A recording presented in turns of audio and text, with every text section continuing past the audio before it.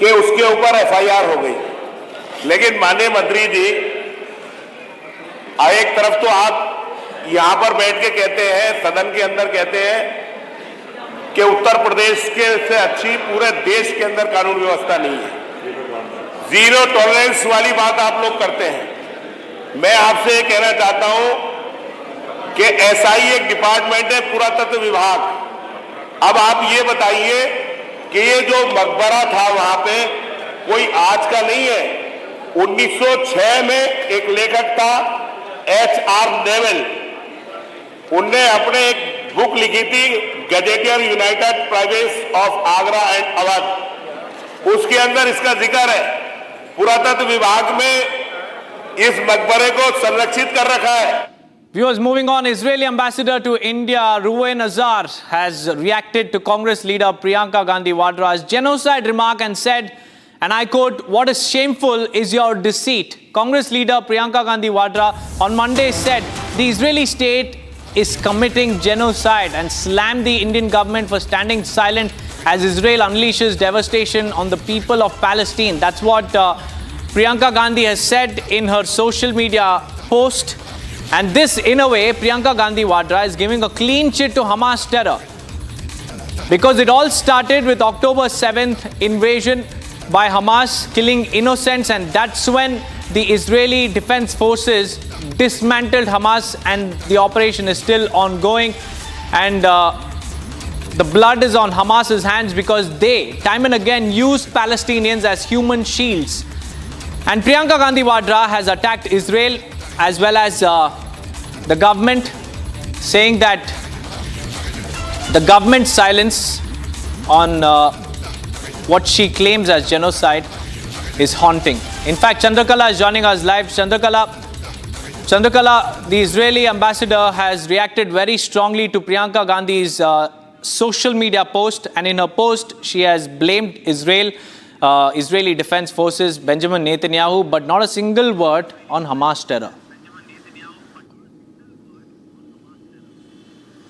Well, absolutely. Deepak has rightly pointed out that by these accusations being made by the Congress leader, Priyanka Gandhi, shows that she is in support of the Hamas terrorist organization. She has accused Israel of genocide and killing 60,000, murdering 60,000 people and innocent lives, including children. Now that the Israel envoy has reacted very sharply, has lashed out at Priyanka Gandhi, saying that Israel has killed across 25,000 Hamas terrorists as far as the war is concerned, and then the terrible cost in innocent lives is arising out derives from Hamas's tactics, and the fact that he has made it clear that Israel has been facilitating 2 million tons of food into Gaza as far as this war is concerned, and that there is no genocide. He has made it very clear that there is no such genocide activities taking place. And as we know that, of course, the IDF last night has also struck down Al Jazeera journalist Anas Al-Sharif, who actually posed as a the head of the terror cell of the Hamas terrorist organization. And also, of course, the development come at a very crucial time when the operation is still underway, and the particular conflict between Israel and Palestine still remains, That's right, Chandrakala, and it seems like Priyanka Gandhi Vadra has completely turned a blind eye to Hamas using civilian infrastructure as their terror dens, daycares, hospital, mosques. The proof is out there, but Priyanka Gandhi Vadra continues to stay ignorant about that. With that, viewers, we'll slip into a short break now. On the other side, we'll tell you about Sarla Bhatt's case being reopened because incriminating evidence of Pak terror has now been unearthed. Along with that, Supreme Court orders release of Sukhdev Pahalwan, convicted in 2002 Nitish Katara murder case, saying he has completed his 20-year sentence. Stay tuned.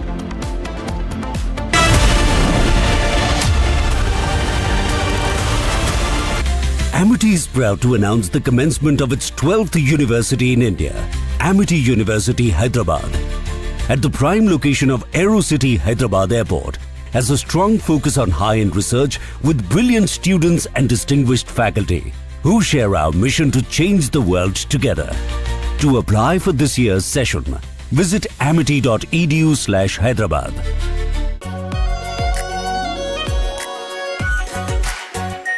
Our pure Shahi Paneer Masala.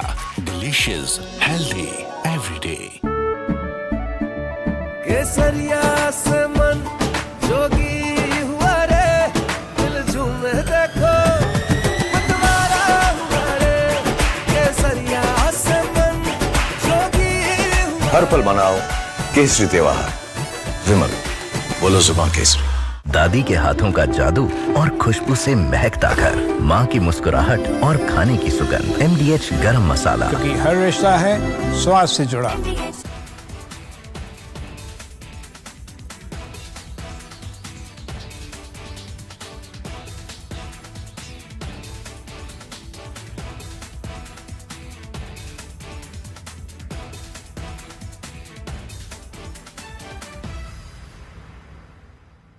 India has successfully completed trials of its indigenously developed Zorawar light tank, a platform purpose-built for high-altitude warfare where traditional heavy armor struggles. Developed jointly by DRDO and Larsen & Toubro, the 25-ton tank is powered by a high-output Cummins diesel engine, delivering close to 40 horsepower per ton, critical for operating in oxygen-thin mountain air. Its primary armament is a 105mm Cockerel rifled gun integrated into a modern turret, capable of firing both kinetic rounds and anti-tank guided missiles. Supporting this is a remote-controlled 7.62mm machine gun, twin 80GM launcher, advanced thermal sights, active protection system.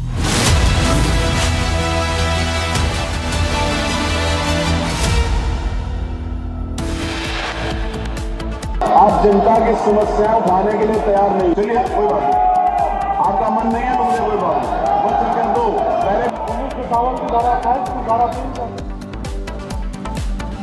Massive showdown in Uttar Pradesh Assembly over Fatehpur Tumb versus temple chaos.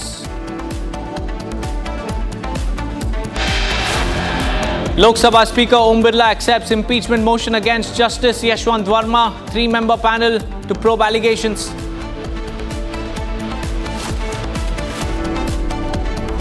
Supreme Court orders release of Sukhdev Pahalwan, convicted in 2002 Nitish Katara murder case, saying he has completed his 20-year sentence. एक ही epic number पे गुजरात में और बंगाल में voter कैसे हैं, इनके पास हमारे सवाल के कोई जवाब नहीं। अगर वोटर लिस्ट में कोई भी इरेगुलरिटी है तो भाई लोकसभा डिसॉल्व होनी चाहिए।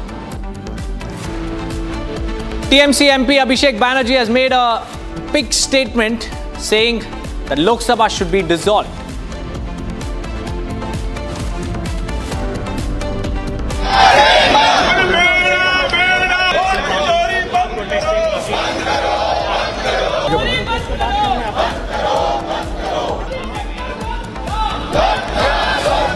Disruption over SR continues in the parliament. Opposition leaders stage a protest.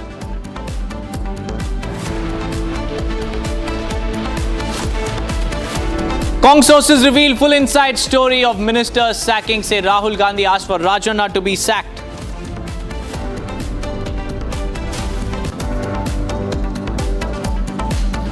After nearly 3 decades, Sarla Bhatt case reopened, incriminating evidence of Pak terror unearthed.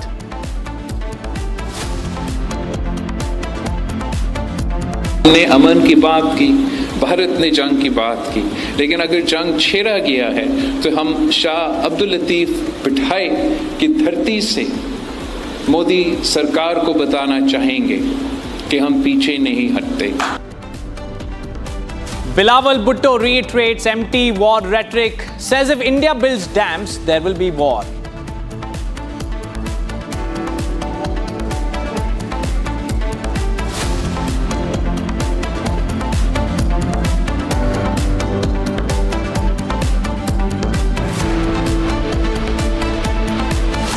Viewers, we have some big breaking news coming in. Operation Akal concludes after 12 days. One terrorist has been killed in the encounter while 2 Indian soldiers have lost their lives in line of duty. They have been killed in action. This is the big update that's coming in from Operation Akal, which has concluded after 12 long days of manhunt for terrorists. And at the end of 12 days, forces have eliminated one terrorist in the encounter, while also losing 2 Indian soldiers in line of action. This is the big update that we are tracking from Kulgam, where Operation Akal has concluded. Zeenath is joining us live. Zeenath, one terrorist has been gunned down and 2 of our Jawans have been killed in the line of duty. Help us with the summary of Operation Akal. What happened in those 12 days?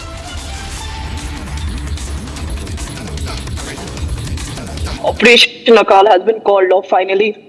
In this entire operation, 1 local terrorist of the LET was neutralized. Simultaneously, 2 boys lost their life in action, and also some 13 injuries are still, as far as the Akal operation goes. Although the injuries that were reported from the Akal operation, they're all stable. Meanwhile, this encounter site visit saw multiple visits of the VVIPs from 15 Corps Commander to IG Kashmir, DG J&K Police. They were monitoring the situation. In fact, the Northern Commander also paid a visit and to give a moral boost to the soldiers on ground.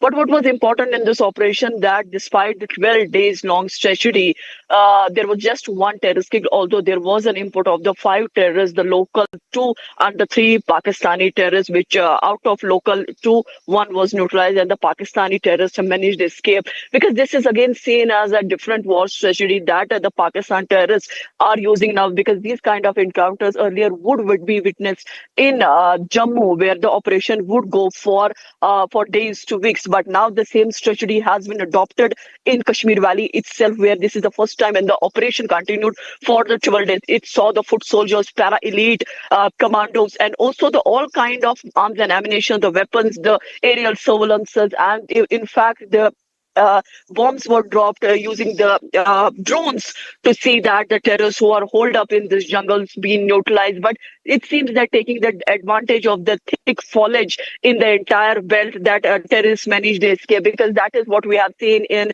Rajouri, Poonch, Dera Ki Gali, and also in Kishtwar, where such kind of encounters have witnessed. But it seems that the 12-day operation has finally concluded, has come to an end after the army started withdrawing. In fact, the J&K police also continued to be in this operation for the 12 days long. The CRPF was there. The areas were cordoned off. In fact, the civilians were also evacuated, because many of the civilians complained that there's a fearful atmosphere, that they are running out of supplies.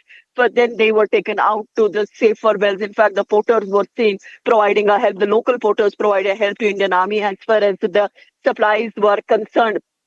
But overall, it seems that the Pakistani terrorists once again have infiltrated into the Kashmir Valley through this Riyasi ridge, where you get connected with the Kulgam. And now needs to be seen that although the hunt is still on, and when these terrorists will be neutralized, because Pakistani terrorists entering into the valley and being in the upper reaches, those of... Right. All right, we seem to have some connectivity issues there with Zeenath, but we'll try getting back to her.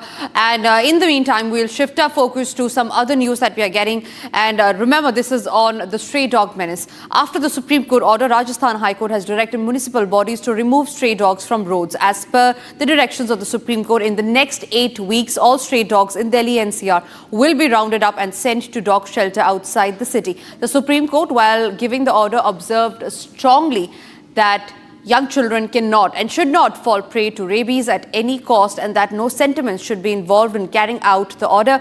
There are a lot of reactions that have followed after the Supreme Court's order. Here are some of them.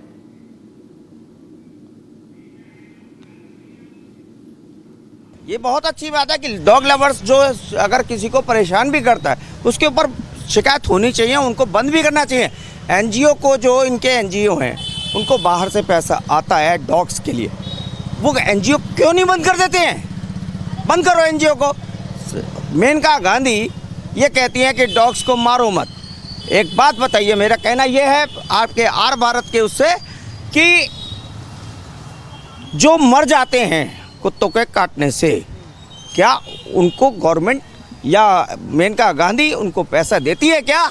बहुत बुरा हाल है ma'am. इन लोग को कहीं ना कहीं से add मिलती है। उस एड का ये लोग उस एड को लेने के लिए ये लोग इस तरह के काम करते हैं। और मैं कह रहा हूँ सुप्रीम कोर्ट को धन्यवाद देता हूँ। सुप्रीम कोर्ट ने इतना सराहनीय काम किया है। हाँ, सराहनीय काम किया है। हम लोग कब से इस आदेश की प्रतीक्षा कर रहे थे। सुप्रीम कोर्ट को धन्यवाद देना चाहते हैं हम सब लोग कि सुप्रीम कोर्ट ने एक ऐसा प्रयास किया है, एक ऐसा संदेश दिया है सबको जिससे सब लोग खुश हो सकें और हमारे बच्चों को एक सुरक्षा प्रदान की है सुप्रीम कोर्ट ने। ये जो फैसला है सुप्रीम कोर्ट का, ये बहुत ही सराहनीय कदम है और जनता के हितों का है।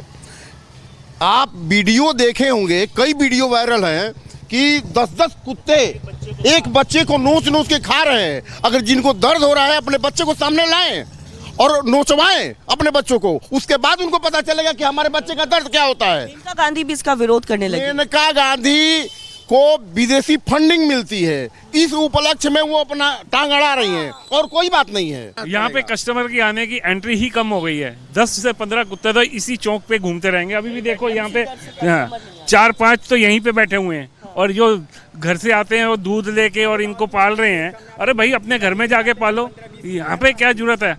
और कह दो तो लड़ने को तैयार हो जाते हैं, आपकी कंप्लेन कर देंगे, आपका ये कर देंगे।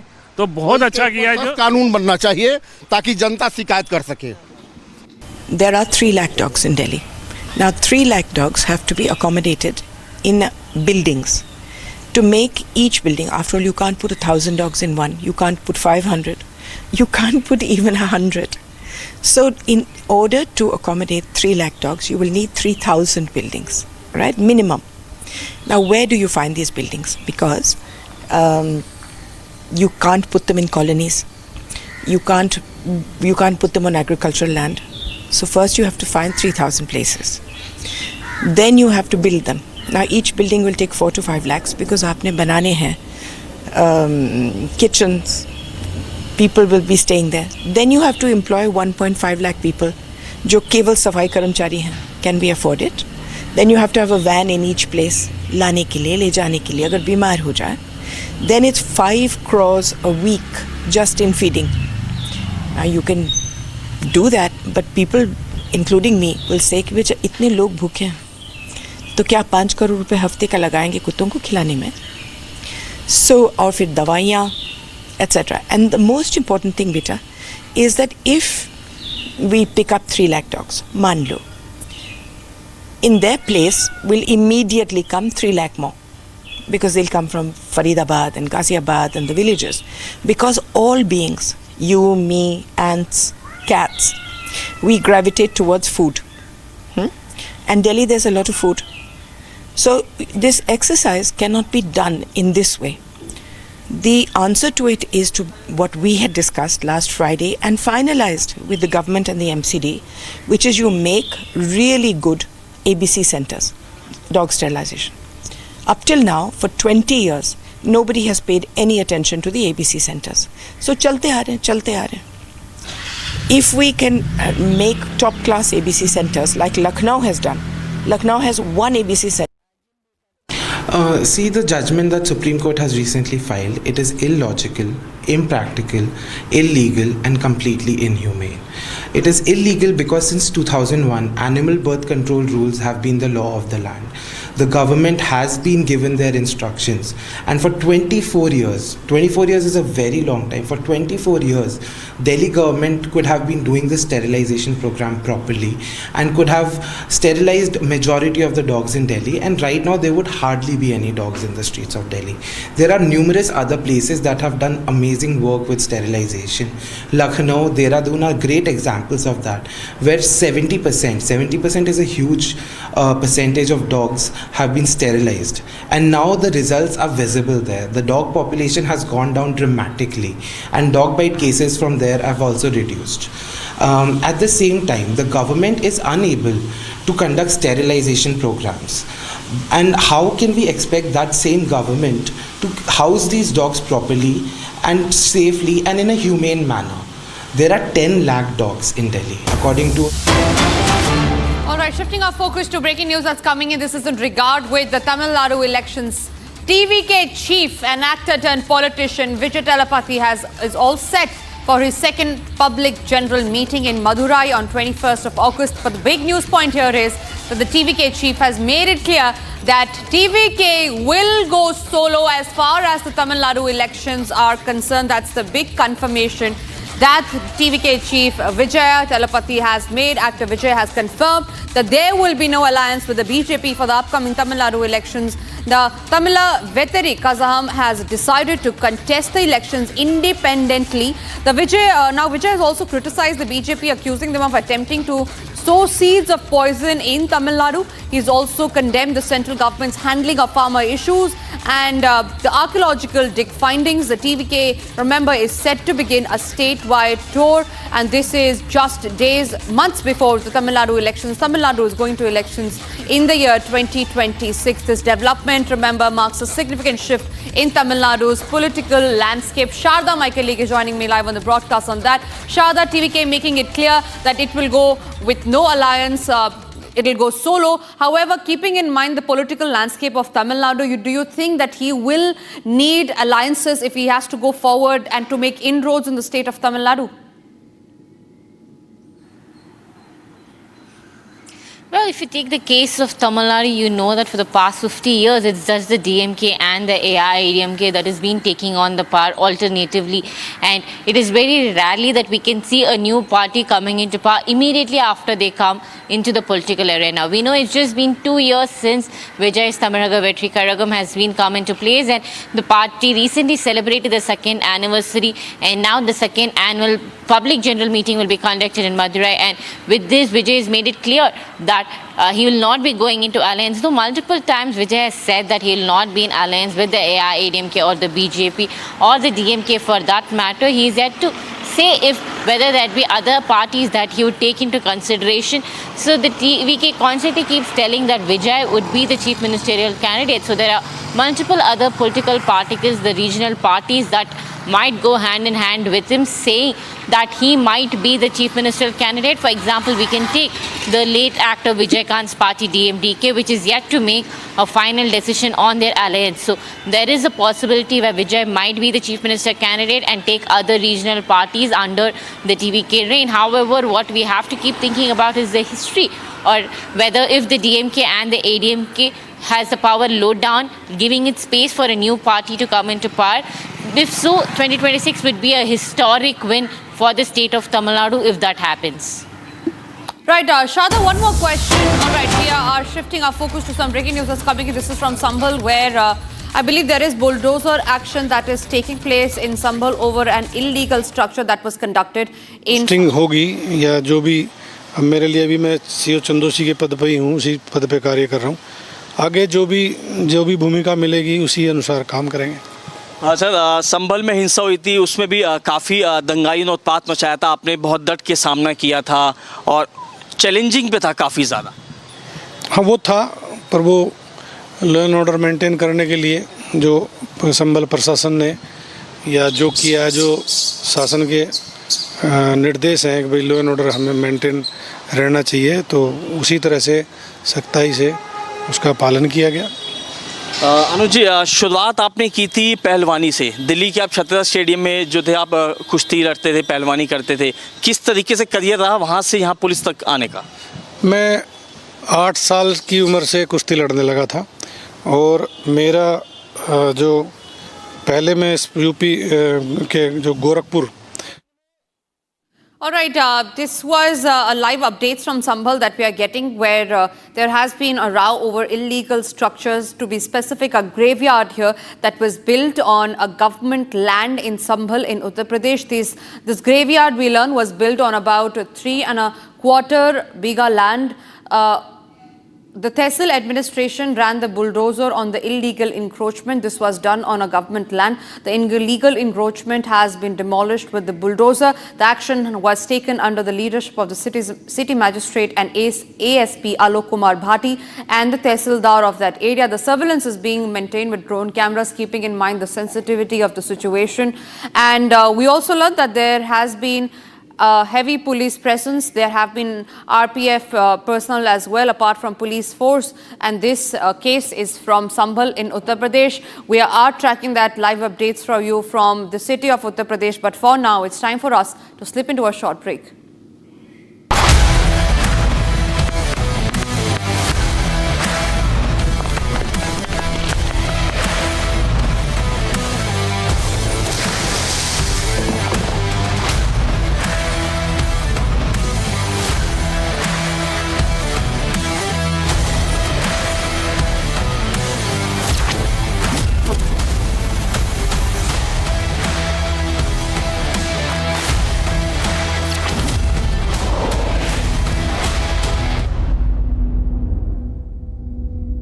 थोड़े में ज्यादा स्वाद, यही तो है इसकी खास बात। वाओ मामा, क्या स्वाद है। अरे मेरे राजा, राजा और मसाला।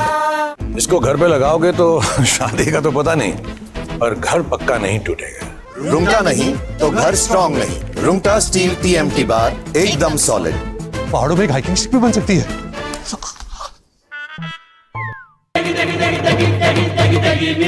MDH की देगी मिर्च, देगी मिर्च का तड़का, अंग अंग फड़का। MDH की देगी मिर्च। India has successfully completed trials of its indigenously developed Zorawar light tank, a platform purpose-built for high-altitude warfare where traditional heavy armor struggles.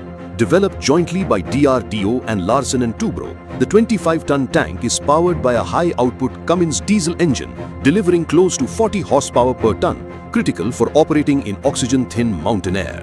Its primary armament is a 105mm Cockerel rifled gun integrated into a modern turret, capable of firing both kinetic rounds and anti-tank guided missiles. Supporting this is a remote-controlled 7.62mm machine gun, twin 80GM launcher, advanced thermal sights, active protection systems, and modular composite armor.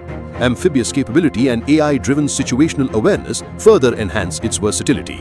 The tank has already passed live fire and mobility trials in desert conditions, followed by high-altitude trials at over 4,200 meters in Ladakh, where it demonstrated accurate firing, stable mobility, and reliability under extreme environmental stress. The first phase of testing confirmed its ability to maneuver on narrow mountain tracks, climb steep gradients, and maintain effective combat performance in cold, low-oxygen.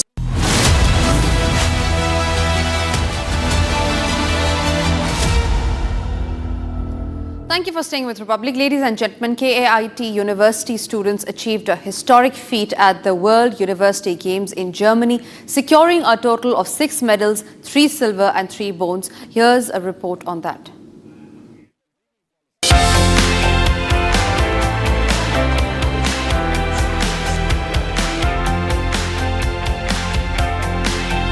Students honoring their champions on campus as the KIT University scripts history at the World University Games in Germany. Known as the Olympics for university athletes aged 17 to 25, which saw participation from over 300 Indian student athletes selected through trials that drew entries from more than 400 universities nationwide. Not only did KIT contribute significantly to India's record-breaking medal tally, but it also set a new benchmark for university sports in the country. With 6 medals, 3 silver and 3 bronze, KIT emerged as the highest medaling university from India, accounting for half of the nation's total of 12 medals. KIT University Bhubaneswar 40 बच्चे participate किए थे, जो कि only university with highest number of participation in world university games. उससे ज़्यादा खुशी का बात है, इंडिया को जो 12 मेडल मिला है वर्ल्ड यूनिवर्सिटी गेम्स में, उसमें से 50% मेडल 6 मेडल KIT यूनिवर्सिटी का छात्र छात्री को मिला है, 6 मेडल मिला है। 40 out of 42 athletes from Odisha in the Indian contingent were from KIT, highlighting the institution's role as a national sports powerhouse.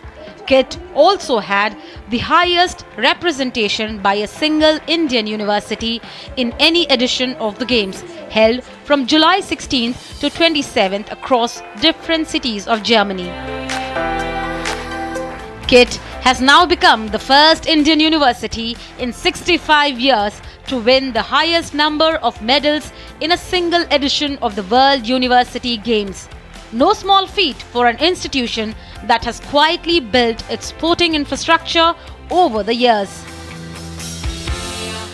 As Trump threatens India, the nationalist collective looks for ways in which Bharat should respond. How Bharat can bring a new balance in the world order.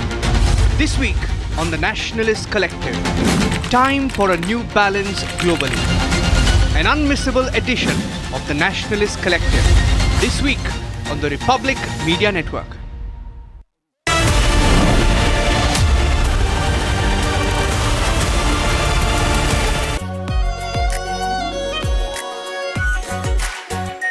Our pure Shahi Paneer Masala.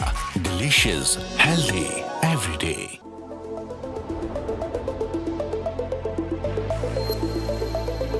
What makes you a legend? Maybe that you're followed by everyone.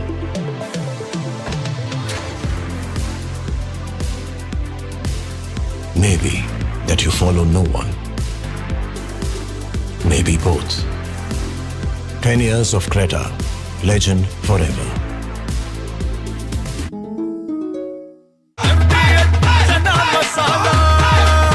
अब छोलिया हो या लोबिया, सफेद चने या काले चने, सब कुछ मजेदार बने।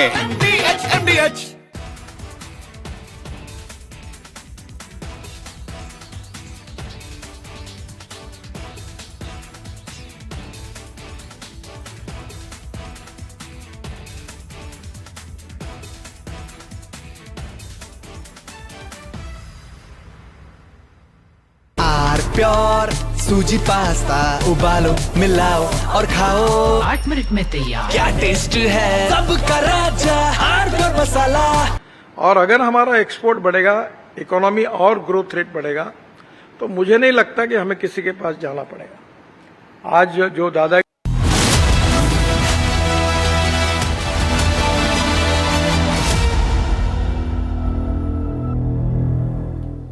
Har Ghar Tiranga rally was flagged off from Delhi's Bharat Mandapam today, aiming to encourage citizens to celebrate India's Independence Day to bring the tricolour home. Union Minister Kiran Rijiju, Union Cultural Minister Gajendra Singh Shekhawat, Delhi Chief Minister Rekha Gupta and several members of the Parliament jointly inaugurated the event. Here's a report on that.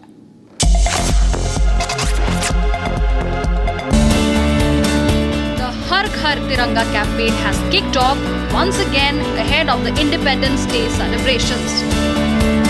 The Tiranga bike rally was flagged off today from Delhi's Bharat Mandapam, aiming to encourage citizens to celebrate India's Independence Day by bringing the tricolour home. Union ministers and the Delhi Chief Minister Rekha Gupta flagged off the rally, which saw thousands of bikes carrying the tricolour and participating, chanting Bharat Mata Ki Jai. मैं बहुत धन्यवाद करती हूँ आदरणीय प्रधानमंत्री नरेंद्र मोदी जी का, जिन्होंने इस राष्ट्रीय उत्सव को हर घर का उत्सव बना दिया और जिस तरीके से हजारों कार्यक्रम एक एक शहर में हो रहे हैं। जनता तिरंगा यात्रा निकाल रही है, अपनी देशभक्ति को प्रकट करने का एक माध्यम इन तिरंगा यात्राओं को बना रहा है। Earlier, Chief Minister Rekha Gupta also flagged off the Tiranga Cyclothon for girls, promoting women's empowerment and patriotism.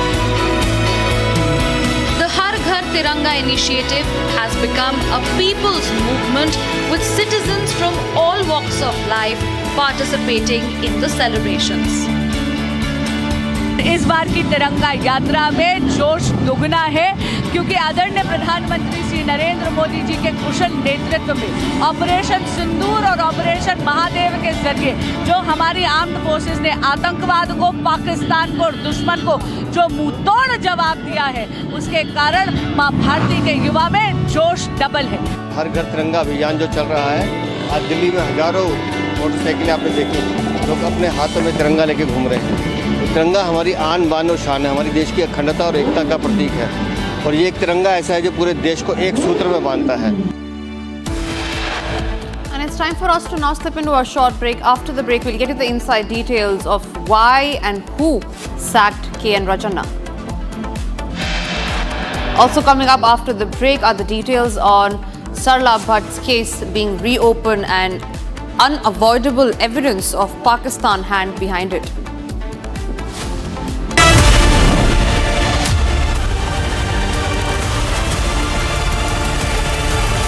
थोड़े में ज्यादा स्वाद यही तो है इसकी खास बात। वाओ मामा क्या स्वाद है। अरे मेरे राजा सबका राजा और मसाला। केसरिया से मन जोगी हुआ रे, दिल झूमे देखो मतवारा हुआ रे। केसरिया से मन जोगी हुआ। हर पल मनाओ केसरी त्योहार। विमल बोलो जुबान Kesari. Hi guys, just wanted to tell you that Republic Media Sports, our 4 sports, is not just about sport. It's about heart, discipline and untold dreams. Stories that need national stage. And I fully support this initiative and invite you all to be a part of this. So stay tuned for our 4 sports and let's cheer together.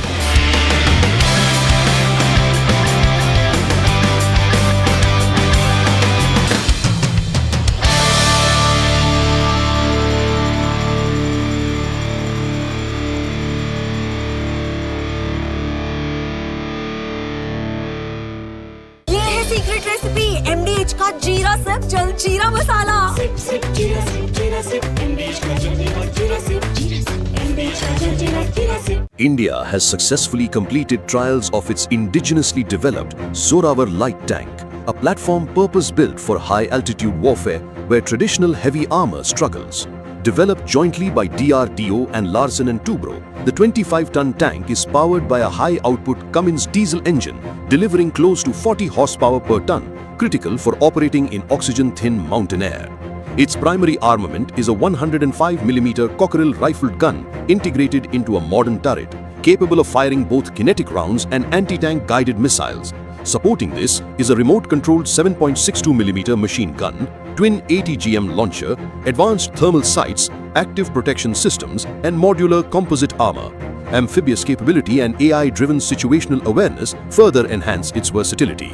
The tank has already passed live fire and mobility trials in desert conditions, followed by high-altitude trials at over 4,200 meters in Ladakh, where it demonstrated accurate firing, stable mobility, and reliability under extreme environmental stress. The first phase of testing confirmed its ability to maneuver on narrow mountain tracks, climb steep gradients, and maintain effective combat performance in cold, low-oxygen conditions. A second prototype with upgrades is expected to roll out in late 2025 for user trials.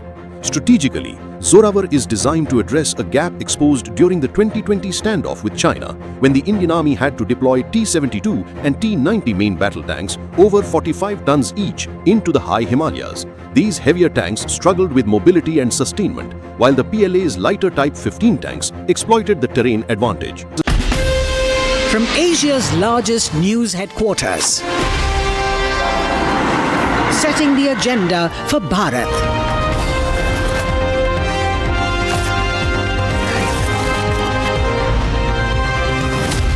You're watching Republic.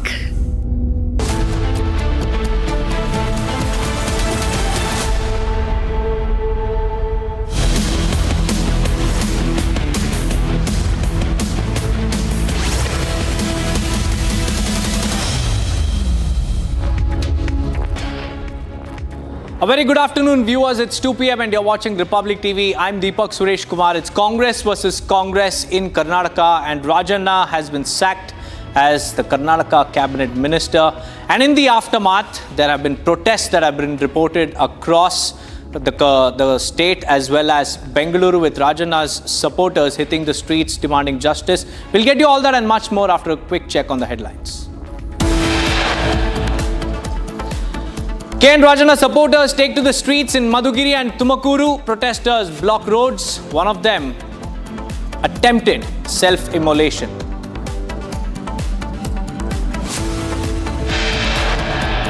खाने के लिए तैयार नहीं। चलिए कोई बात नहीं, आपका मन नहीं है तो मुझे कोई बात नहीं, मत संख्या दो पहले 1951 के दौरान।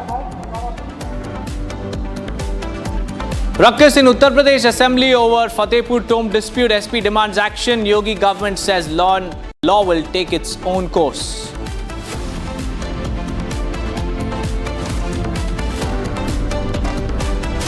Lok Sabha Speaker announces 3-member committee to probe into allegations against Justice Yashwant Verma. BJP raises issue of Dharmasthala mass burial case in Karnataka Assembly as SIT heads to spot 13 for GPR survey. Day after Supreme Court order on stray dog menace, Rahul Gandhi questions SC order, calls blanket removal as a cruel decision. Israeli envoy takes on Priyanka Gandhi over genocide claim, asks her not to buy Hamas members.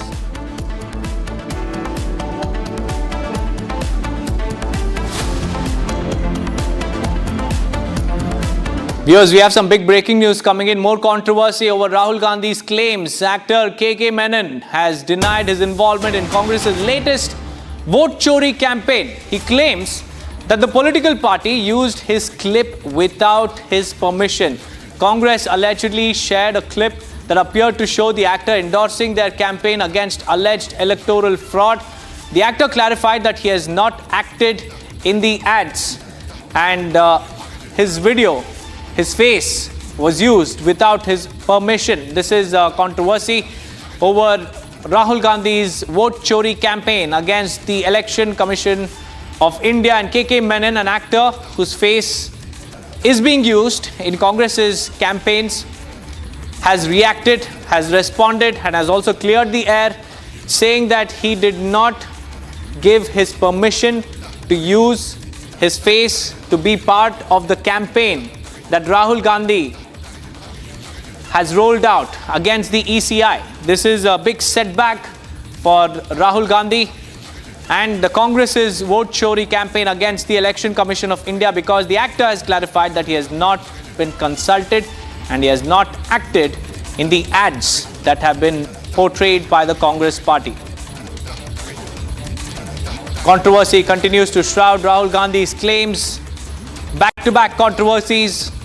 Now an actor, KK Menon, levels allegations against Congress, saying that they used his face without his permission, and he has also clarified that he has not acted in any of the Congress party's ads and that he will take action against Rahul Gandhi and his party for using his face without permission.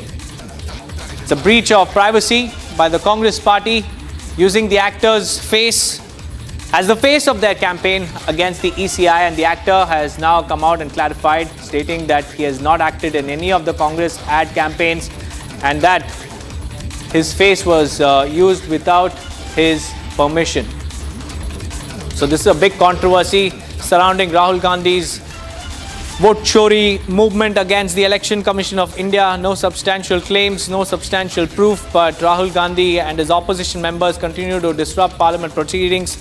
They also protested today as well outside the parliament.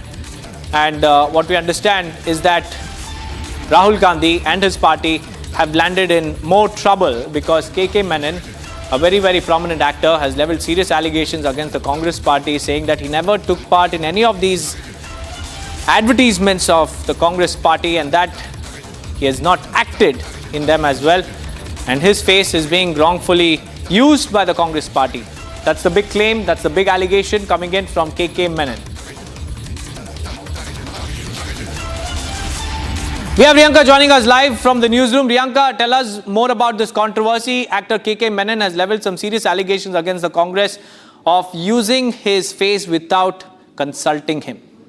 Oh, well, absolutely. There's a clarification coming in from actor KK Menon, and he has gone ahead and hit out at Congress party, saying that the Congress party used his face, or rather used that particular video of him without his consent, and he has said that he has not gone ahead and endorsed in any such political advertisement. He has also said at this point in time that the campaign video was taken from special ops without his consent, and he has denied any involvement of his in the vote chori campaign, which Congress party and especially essentially Rahul Gandhi is leading at this point in time. What we also understand here, in the clip which was posted by his official Instagram page, the video showed Menon's character, Himmat Singh, an intelligence officer from the web series Special Ops, urging viewers to join the campaign. So he has made a clarification on the same, that this has been wrongfully used by the Congress party without his consent, and there he has gone ahead and hit out at Rahul Gandhi for doing so. That's right, Priyanka, essentially distancing himself from the campaign of the Congress party. And also help us understand what exactly is KK Menon's statement, Priyanka. Well, as I rightly mentioned here, that KK Menon has gone ahead and denied his involvement in the vote chori campaign, that he's clarified the video that is featuring him was rather used without his consent. And this particular controversy arose after, the Congress party had gone ahead and shared the clip that appeared to show the actor endorsing their drive of vote chori, and which rather alleged electoral fraud, something that the Congress party has been doing for quite some time now, and they're also facing a flack regarding the same from the Election Commission. But here, it is very surprising how KK Menon's face, or rather his video from the movie Operation Special Ops, was included here without his consent. In the response to the video, the actor had gone ahead and clarified.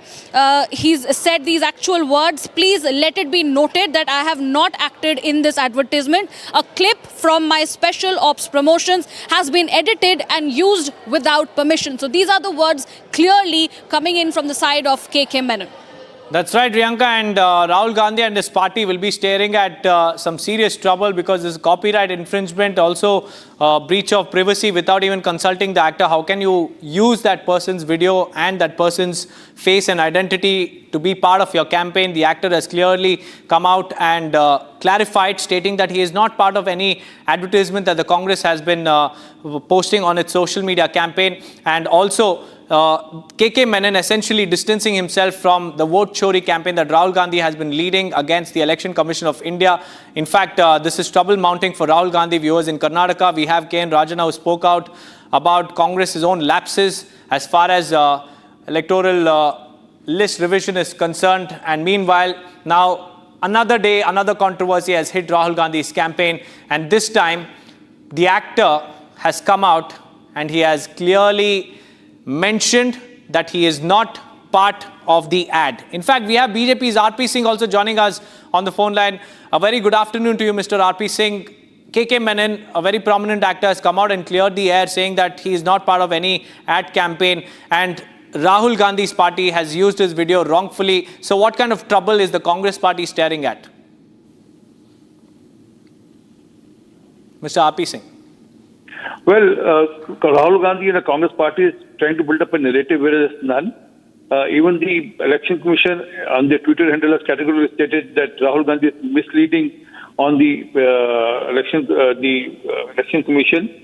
And now it's up to Rahul Gandhi, because he's exposed well by various channels also, and also now KK Menon has also on record said that it was not his intent to do anything of this sort, and this video was not to be shared. So they need to answer. Rahul Gandhi need to answer. Their ministers are raising questions. The State Minister, Mr. Rajanna, has already raised question on the subject now. That's right, Mr. RP Singh. And this also clearly goes on to show the desperation of Rahul Gandhi and the Congress party. Day after day, there are more and more obstacles, more and more controversies surrounding his campaign against the ECI without any substantial proof. Well, the reason, as I told you, they have lost narrative on ground. In Bihar, there's a video which is viral on the social media where he's asking women how's the education. The woman is saying it's very good. Is there a computer in their school? Yes, the computers are there in the school.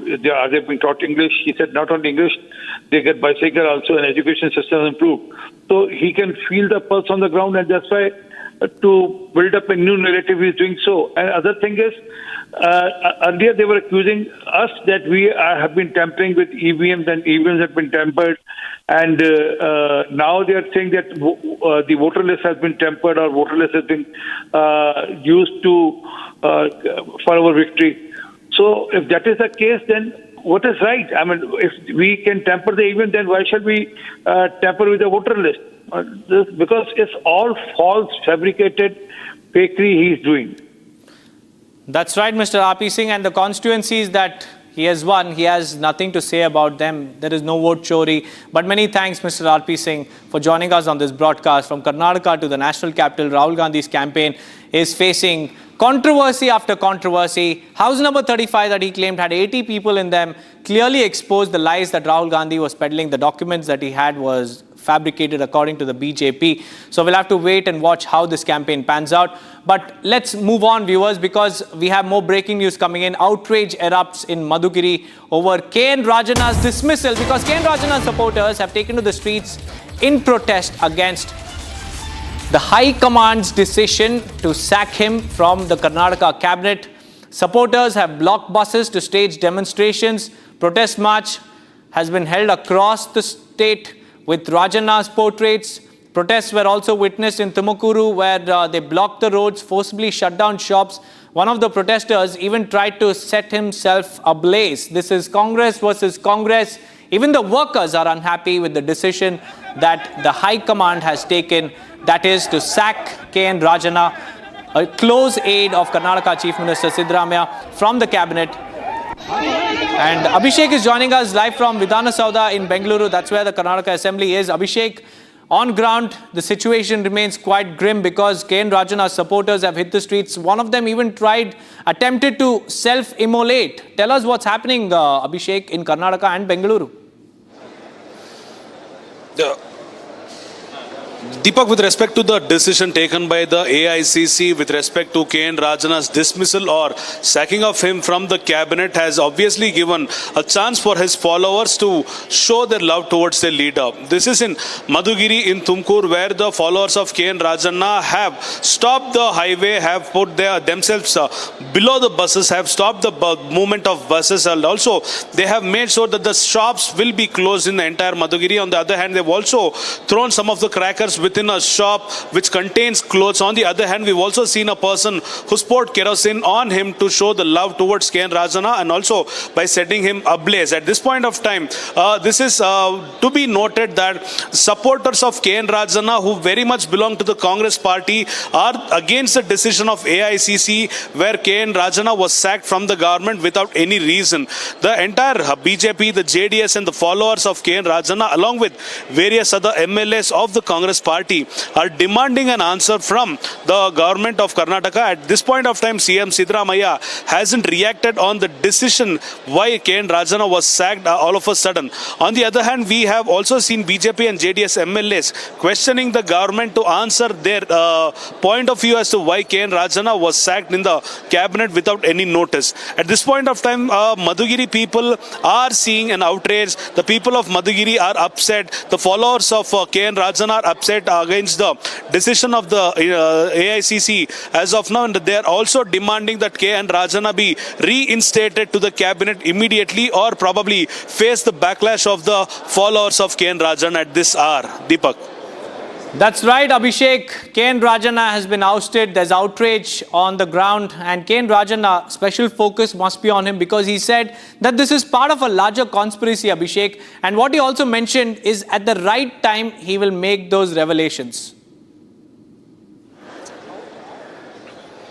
Deepak, we shouldn't forget that K.N. Rajana, while the last assembly was happening, he had mentioned that one of the own cabinet ministers, indirectly pointing at DCM DK Shivkumar, he was actually trying to honey trap K.N. Rajana and various other MLAs from various other ministers who belong to the Tumkuru region. On the other hand, he had also mentioned there will be major changes in the cabinet in the month of October or September.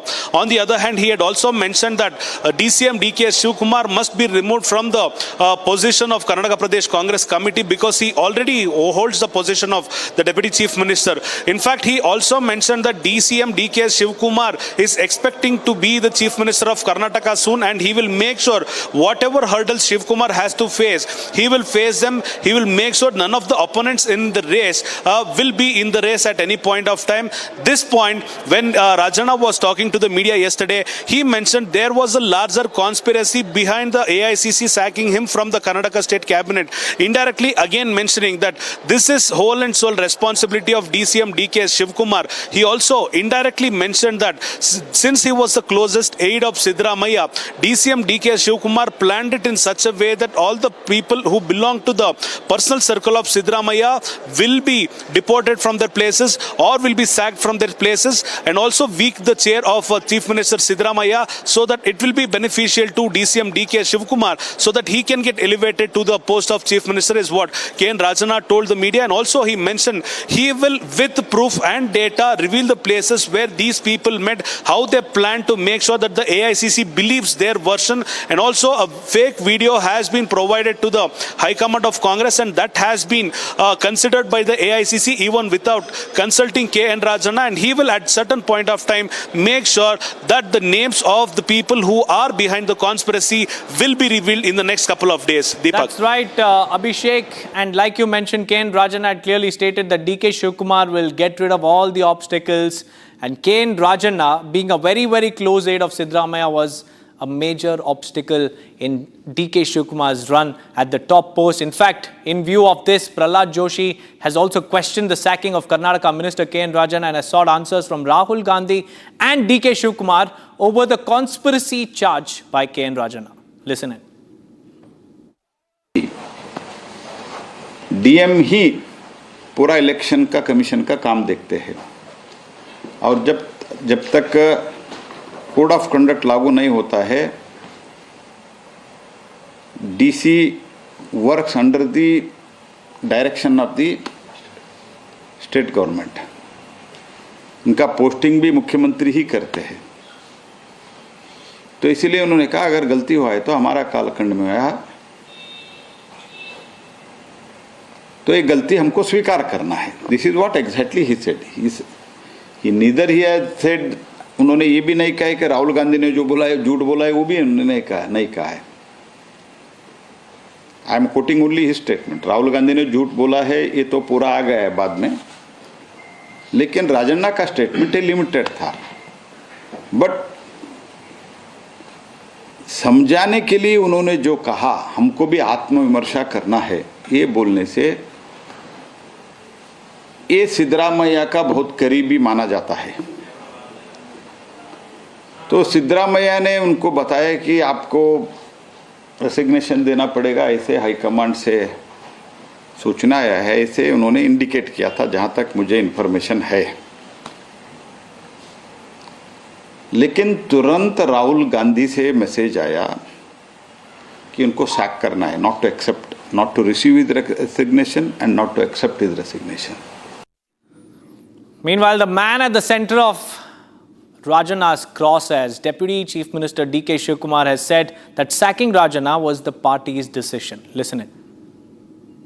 Don't know about it. My party will be looking at everything. My party will be looking at him and on what contest decision has been taken. You all know about it. I don't want to comment on that. We all have to bow to the decision of the party high command. Don't know about it. My party will be looking at everything. My party will be looking at him and on what contest decision has been taken. You all know about it. I don't want to comment on that. We all have to bow to the decision of the party high command. Don't know about it. My party will be looking at everything. My party will be looking at him and on what contest decision has been taken. You all know about it. I don't want to comment on that. We all have to bow to the decision of the party high command. Don't know about it. My party will be looking at everything. My party will be looking at him and on what contest decision has been taken. You all know about it. I don't want to comment on that. We all have to bow to the decision of the party high command. Well, moving on, viewers, Har Ghar Tiranga rally was flagged off from Delhi's Bharat Mandapam today, aiming to encourage citizens to celebrate India's Independence Day by bringing the tricolour home. Union Minister Kiran Rijiju, Union Culture Minister Gajendra Singh Shekhawat, Delhi Chief Minister Rekha Gupta and several members of Parliament jointly inaugurated the event. Here's a report, but before that, let me tell you, this is a movement that has been launched by the central government to encourage people to set up national flags atop their houses in celebration of the Independence Day on August 15th. Here's a report.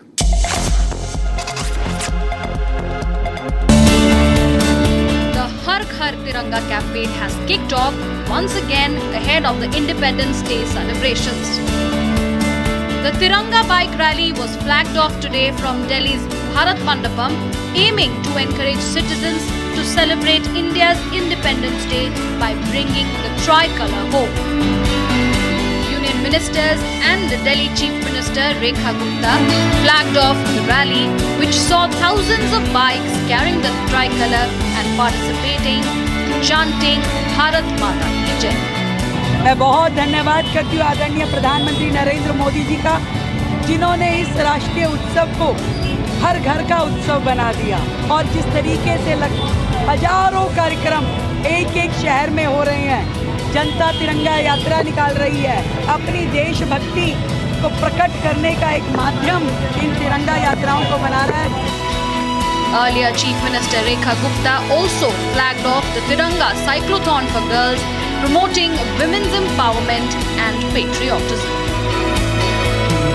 The Har Ghar Tiranga initiative has become a people's movement with citizens from all walks of life participating in the celebrations.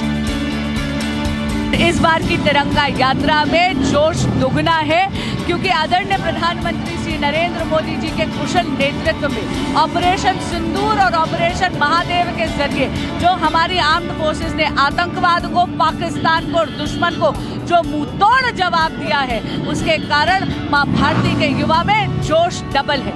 हर घर तिरंगा अभियान जो चल रहा है, आज दिल्ली में हजारों मोटरसाइकिलें आपने देखी, लोग अपने हाथों में तिरंगा लेके घूम रहे हैं। तिरंगा हमारी आन बान और शान है, हमारी देश की अखंडता और एकता का प्रतीक है, और ये एक तिरंगा ऐसा है जो पूरे देश को एक सूत्र में बांधता है। To Dharmasthala, SIT Chief Arnab Mohanty and his team have headed towards spot number 13. The SIT is carrying out a drone-mounted GPR survey, and this is being done at spot number 13. The questions are being raised whether more skeletons will tumble out from spot number 13, boosting the masked man's claims that he buried many individuals across this holy site. And this matter has also been mentioned by the BJP in the Karnataka Assembly. Ruckus was also witnessed earlier in the day. Just a few minutes back, this issue was also raised in the Karnataka Assembly by the BJP. They demanded a discussion. And Abhishek is also joining us. Abhishek, GPR survey in Dharmasthala, showdown in Karnataka Assembly. Help us understand if the SIT is expecting that more skeletons will tumble out in this case. Deepak, with respect to the issue that is happening in Dharmasthala, it is believed that SIT Chief Arnab Mohanty to be heading towards spot number 13, which had been identified by the whistleblower in the last couple of weeks. It is also clear that there were no skeletal remains found in various other places other than point number 6 and point number 11A. It is also after the demand from various other communities and the people of various other sectors that the ground penetrating radar has been used at point number 13 as of now. And also we've been informed that a drone based GPR has been used as of now. On the other hand, we've also witnessed people from BJP and Congress having a discussion in the floor of Assembly with respect to the Dharmasthala issue. We've seen the leaders of BJP, Suresh Kumar, and various other leaders, Sunil Kumar, for example, who demanded the government to give a status report of the incident that happened or the investigation that is happening in Dharmasthala. On the other hand, G. Parmeshwara, who's the Home Minister of Karnataka, mentioned on the floor stating that since the matter is being investigated as of now, there will be no interim report given at this point of time. And also he mentioned that the detailed report will be kept in the floor of Assembly after the investigation has been completed. On the other hand, the BJP also alleged that Dinesh Gundara, who's the sitting minister of the cabinet, mentioned a special investigation team had been formed based on the urgency or the demands from the left wings. And at this point of time, Dinesh Gundara mentioned that the SIT has been formed because the truth has to come out and there is no left or right pressure, is what he stated. At this point of time, the speaker intervened and mentioned that the special time will be given tomorrow so that the issue of Dharmasthala can be discussed on the floor in detail. On the other hand, this is the third week that the Dharmasthala people are witnessing with the whistleblower. The first 5 days, the whistleblower had taken the special investigation team officers to point number 1 to 11. But on the last day, when point number 11 was to be excavated, he made sure that he took them to another place where he claimed he had buried another body, where some of the remains of the skeletons were found. That's right, Abhishek. And after which the ground penetrating radar demand was back on the... That's right. The demand was made and the GPR system has now been brought in to spot number 13. It's a drone-mounted GPR system. But thank you, Abhishek, for joining me with those details. With that, it's time for a quick break. Viewers, on the other side, we'll tell you about the panel that has been formed to impeach Justice Yashwant Verma. Along with that, we'll also tell you about the Israeli ambassador taking on Priyanka Gandhi Vadra over her genocide claim, asks her not to back Hamas. Stay tuned.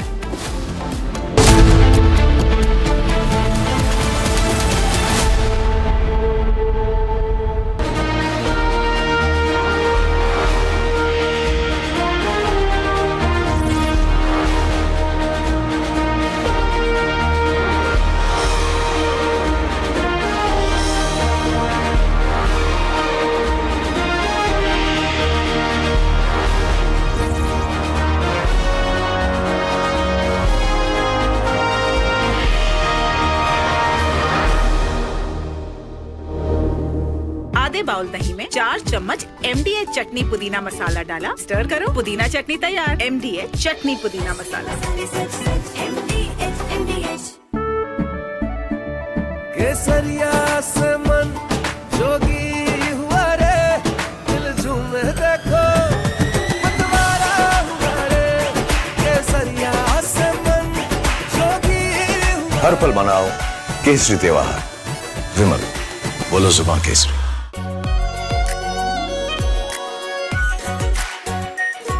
Pure shahi paneer masala, delicious, healthy every day.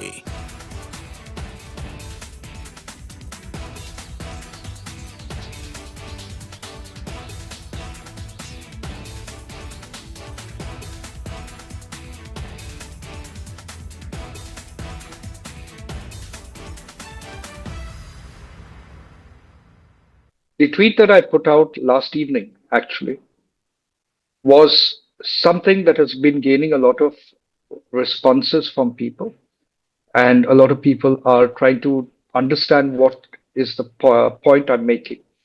So let me be brutally honest.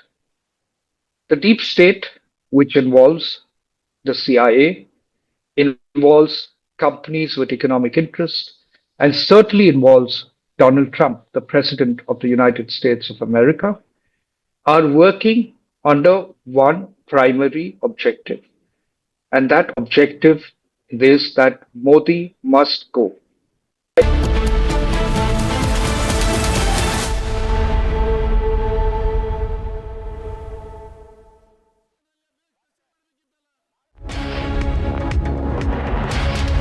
Good afternoon, viewers. You're watching live breaking. I'm Ruckus with you. Let's get started with the headlines.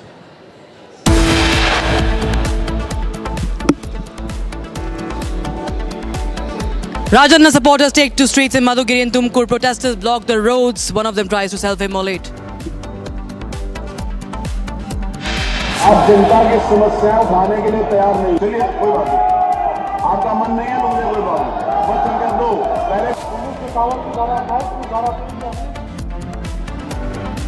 Ruckus in Uttar Pradesh Assembly over Fatehpur Tumb dispute. SP demands action. Yogi government says law will take its own course.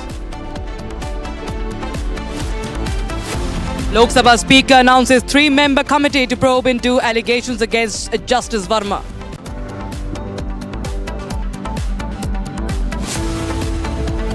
BJP raises issue of Dharmasthala in Karnataka Assembly as SIT heads to spot 13 for GPR survey. Day after Supreme Court order on stray dogs, Rahul Gandhi questions Supreme Court order, calls blanket removal cruel. Israeli envoy takes on Priyanka Gandhi Vadra over her genocide claim, asks her not to buy Hamas numbers.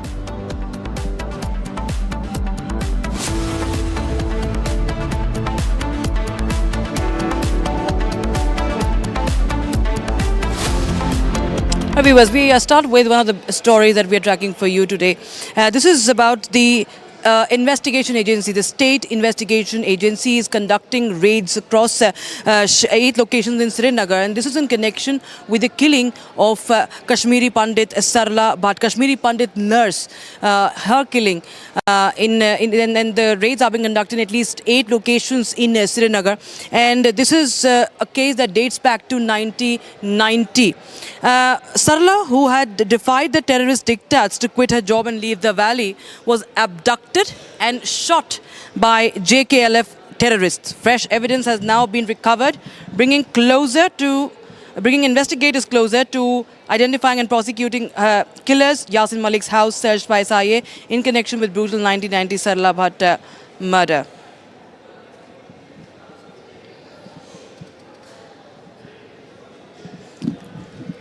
All right, we have a Kashmiri Pandit activist, Sushil.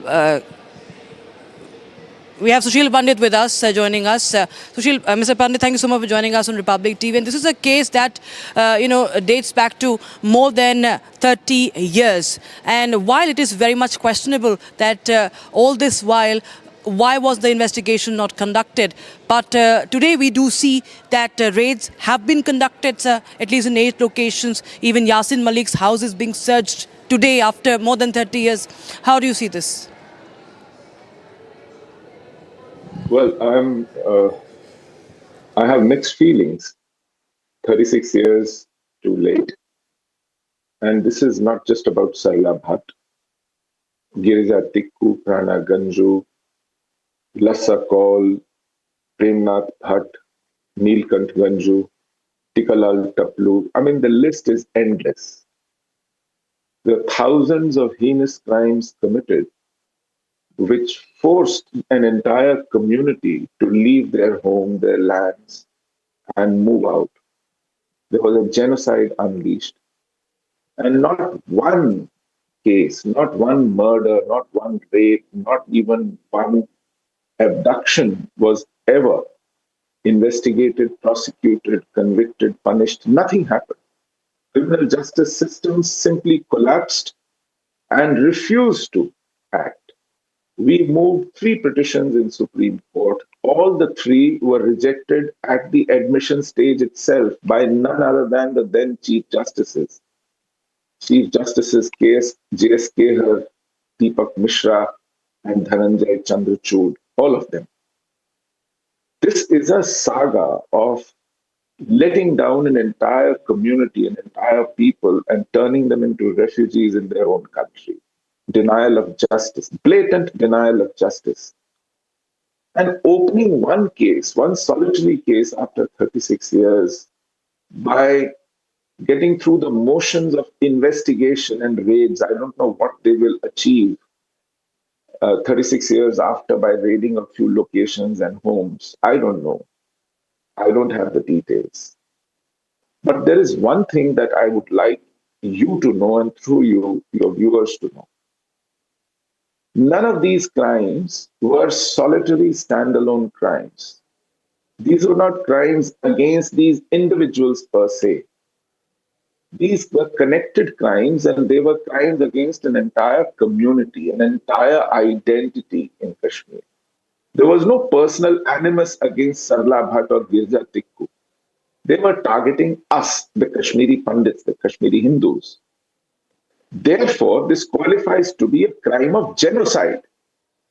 It was unleashed collectively against an entire community. India, our governments, 13 central governments, 9 prime ministers have refused to acknowledge a genocide in Kashmir. And unless you acknowledge this to be a genocide, you will not prosecute it against as a genocidal crime. You will keep treating them as standalone murders, as if this happened like all murders happen anywhere in the world, in the country, like day-to-day murders, like a case of individual animus or greed or hate against another person. That's it. It is not the case. It is actually diluting, you're watering down the entire case. Sir, after 35 So I years... believe... Right, sir. So Sorry? After 35 years, the question also arises, how many evidence will still be valid? How many evidences will still be even, available? That is also a big question. You see, that's what. When you treat a case to be case of a genocide, the standards of evidence change. We know United Nations has mandated secondary evidences, testimonies, circumstantial evidences. They become important. I will tell you the circumstances of Sarla Bhatt's case. She was a staff nurse at Sher-e-Kashmir Institute. That institute was run as a snake pit of jihadis at that time. The kingpin was a doctor called Dr. Guru. He suspected her to have overheard their conversations. They used to treat these militants and jihadis injured in encounters surreptitiously. And he thought that she has overheard, she might turn out to be a police informer. He alerted JKLF hoodlums. They came, abducted her, raped her, gang raped her, tortured her, and threw her naked body on a thoroughfare. That is what happened. Right, sir. Right, sir. Mr. Sushil Pandey, thank you so much for joining us. This is what happened to Girija Tikku. This is what happened to most of us in Kashmir. Yes. Yes, sir. Absolutely, sir. And of course, justice should not be delayed in this case anymore. And of course, as you said, it's a genocide. It's not about one case. Unfortunately, it took more than 3 decades for this to come to light. But thank God we are debating and talking about it. And the country is going to know about it. And they should know about it, no matter how many people stop, from films being released or, such news coming up. Thank you so much, Mr. Sushil Pandey, as always, for joining us on Republic TV, sir. All right, we have more reactions also coming in, viewers, on this story that we're closely tracking. Take a listen in. The brave daughter of Kashmir, Sarla Bhatt, who defies the threats of Pakistani terrorists in 1990. On 19th of April 1990, she was abducted, and later on, she was murdered by the Pakistani terrorists. The JKLF terror outfit then claimed the death of Sarla Bhatt. Her body was found with multiple bullet injuries. Whole Jammu and Kashmir, whole India was demanding justice with the family of late Sarla Bhatt. After 35 years, the case of gruesome killing of Sarla Bhatt is again opened. The state investigating agencies started investigation.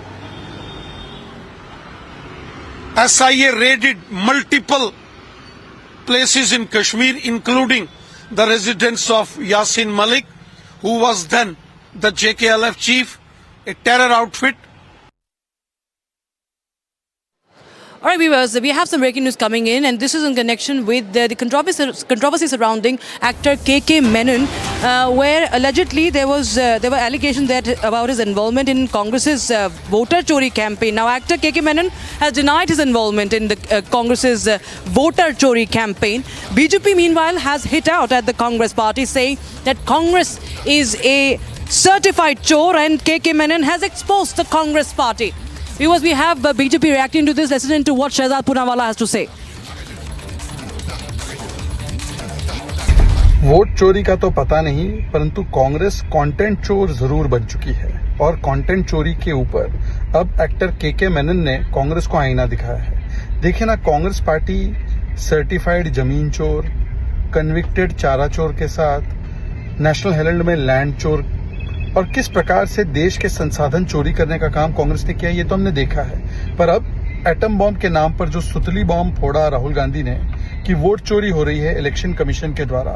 और जब कर्नाटका का उन्होंने so called 100% proof दिया तो fact check भी हुए और उनके ही नेता राजन्ना जो एसटी कम्युनिटी से आते हैं उन्होंने भी फैक्ट चेक किया। कहा राहुल गांधी जी अगर ये चोरी हुई तो हम क्या कर रहे थे, तो उनको तुरंत राहुल गांधी ने फतवा इशू करके बर्खास्त कर दिया। और फिर जो अभी सोशल मीडिया पे कंटेंट बना है उसमें भी के मेनन और बड़े एक्टर्स के लोगों के कंटेंट को चोरी करने का काम किया है। वैसे कांग्रेस पार्टी और चोरी ये सिनोनिमस है। वो कहते हैं ना, झांकी रही भावना जैसी प्रभु मुहूर्त दिखे दिन तैसी। उन्होंने हमेशा चोरी की है तो उनको लगता है आज भी चोरी हो रही है। जब देश की जनता प्रधानमंत्री मोदी को चुनती है तीसरी बार तो जनता के विवेक पर सवाल खड़े करते हैं, क्योंकि ये संविधान तंत्र में यकीन नहीं रखते, परिवार तंत्र में यकीन रखते हैं। और इसीलिए चोरी इनकी फितरत है, चोरी इनकी आदत है और चोरी का आरोप लगाना इनकी शरारत। What has happened, viewers, is that there is a clip that has been circulated by the Congress party, and there is a part of his KK Menon star special ops episode that has been used allegedly. That is what KK Menon has said, that he did not know. A clip has been taken away without his knowledge. Take a listen in. रुको यार, role करना बंद करो। अगर आप ये reel देख रहे हो ना, इसका मतलब क्या? वोट चोरी के खिलाफ कैंपेन में पार्टिसिपेट नहीं कर रहे हो? अरे अभी जाओ, बायो में लिंक दी है, उस पर जाके फॉर्म भरो, नीचे कैप्शन में नंबर दिया है, उस पर मिस कॉल मारो, आवाज उठाओ, अपना वोट चोरी होने से बचाओ।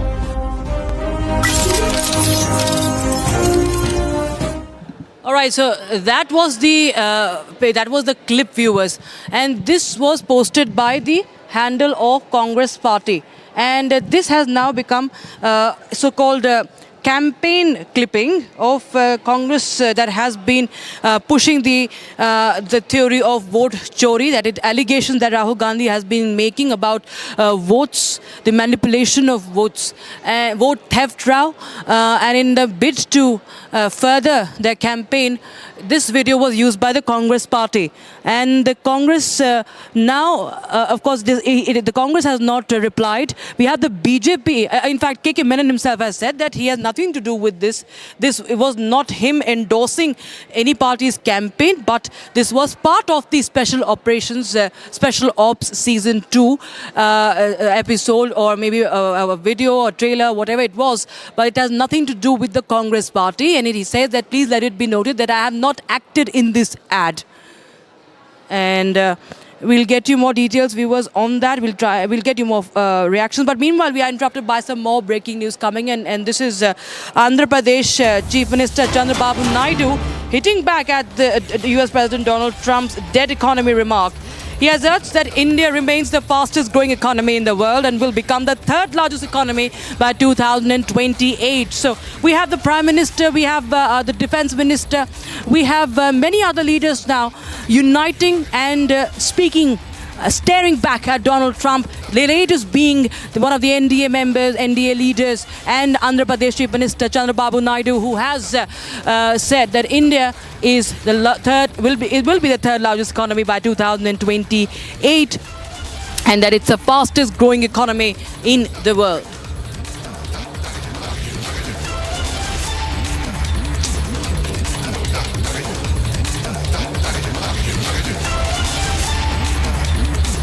All right, viewers, now the ZPTC bypoll in Andhra Pradesh began on a stormy note. Puli Vendula bypoll began on a stormy note in Kadapa district as police took the local YSRCP MP YS Avinash Reddy into custody.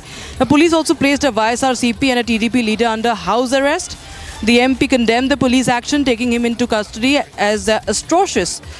He alleged that it was done without notice or a reason and claimed that hundreds of TDP supporters entered Pulivendula without facing any police action. So there you have the visuals of the local, what happened during the local body bypolls. The YSR MP was detained and you can see the high drama that unfolded. And he says that the police action is condemnable. DDP MLC Bhumi Reddy also placed under house arrest. And all right, my colleague Aishwarya is joining us live on the broadcast. Aishwarya, tell us more what really transpired in this incident. Yes, Rakshita. So the bypoll is currently underway, and the chaos has been going on from morning, where YSRCP leaders are claiming that it's a state-sponsored miscreants are creating chaos in the election, where they are causing chaos and commotion and confusion among voters, and they are changing the voter polling stations at the last moment, leading to a lot of confusion. Amidst this chaos, even Avinash Reddy, who is also the close relative of YSRCP, President Jagan Mohan Reddy, was under house arrest, and he said that despite repeated pleas, he was still taken into custody, and he was dragged into custody, in fact. And he had, though he was unwell, the police did not listen to him, but they did not even touch or do anything to the TDP supporters who are also at the polling booth station, causing the same amount of chaos. Right, Aishwarya, many thanks for joining us with those details coming in on that story from Andhra Pradesh. Viewers, we shift our focus to other stories from across the country. This is Bharat in 2 minutes. And now, in a latest update in the fake police bureau case, Noida police has arrested a total of 6 people who were accused in the Noida International Police Bureau gang bust case. The gang allegedly set up a fully equipped office to impersonate global law enforcement using forged documents, fake ministry certificates, police-like uniforms and logos. They ran websites to showcase fake affiliations with Interpol, international human rights bodies and Indian ministries. The accused allegedly collected donations and issued fake summons like letters to pressure victims, especially in property disputes. Key accused Bibhas Chandra Adhikari is charged by the CBI and the ED action in cases of recruitment, corruption and money laundering. Supreme Court orders release of Sukhdev Pahalwan, who was convicted in the 2002 Nitish Katara murder case, claiming he has completed his 20-year-long sentence. This comes to light after Supreme Court gave its judgment in a significant directive aimed at preventing unlawful detention. The Supreme Court ordered all states and union territories to identify and release the convicts who have served in their sentence. In a sudden turn of events, students were seen attacking each other at the Avinash College in Hyderabad. The CCTV footage surfaced online where a gang of boys targeted a student. The local authorities have registered a case against 15 people who are involved in this case. In a push for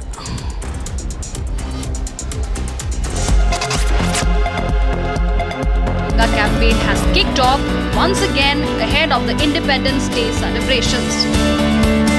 The Tiranga bike rally was flagged off today from Delhi's Bharat Mandapam, aiming to encourage citizens to celebrate India's Independence Day by bringing the tricolour home.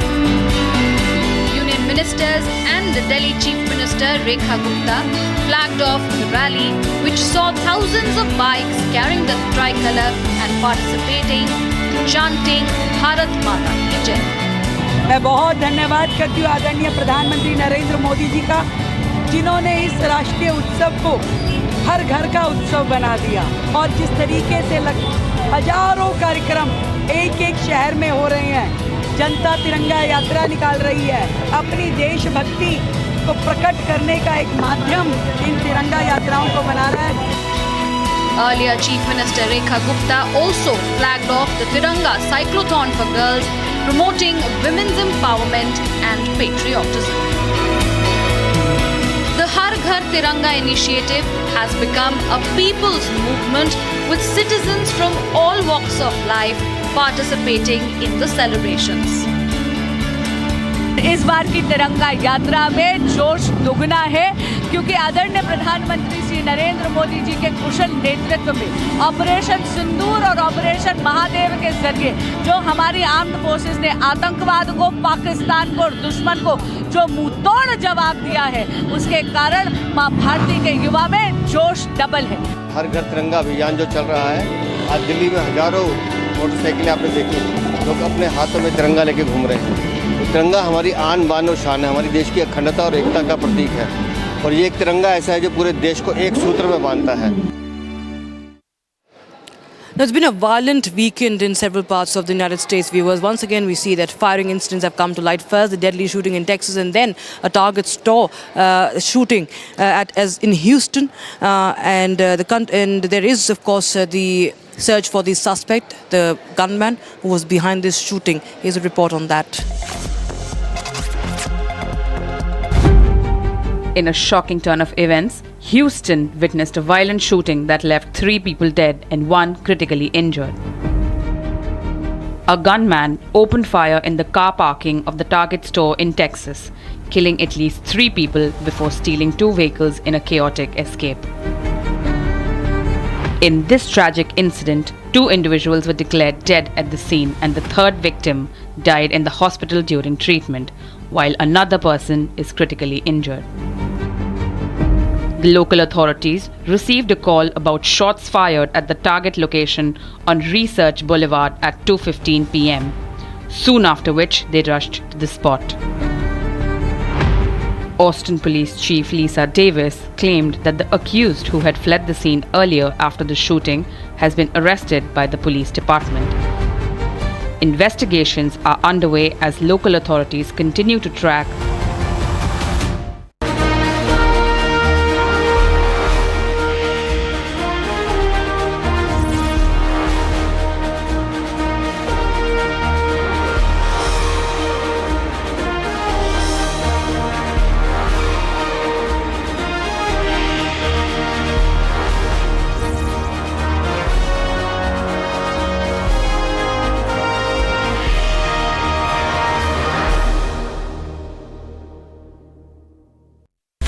Amity is proud to announce the commencement of its 12th university in India, Amity University, Hyderabad.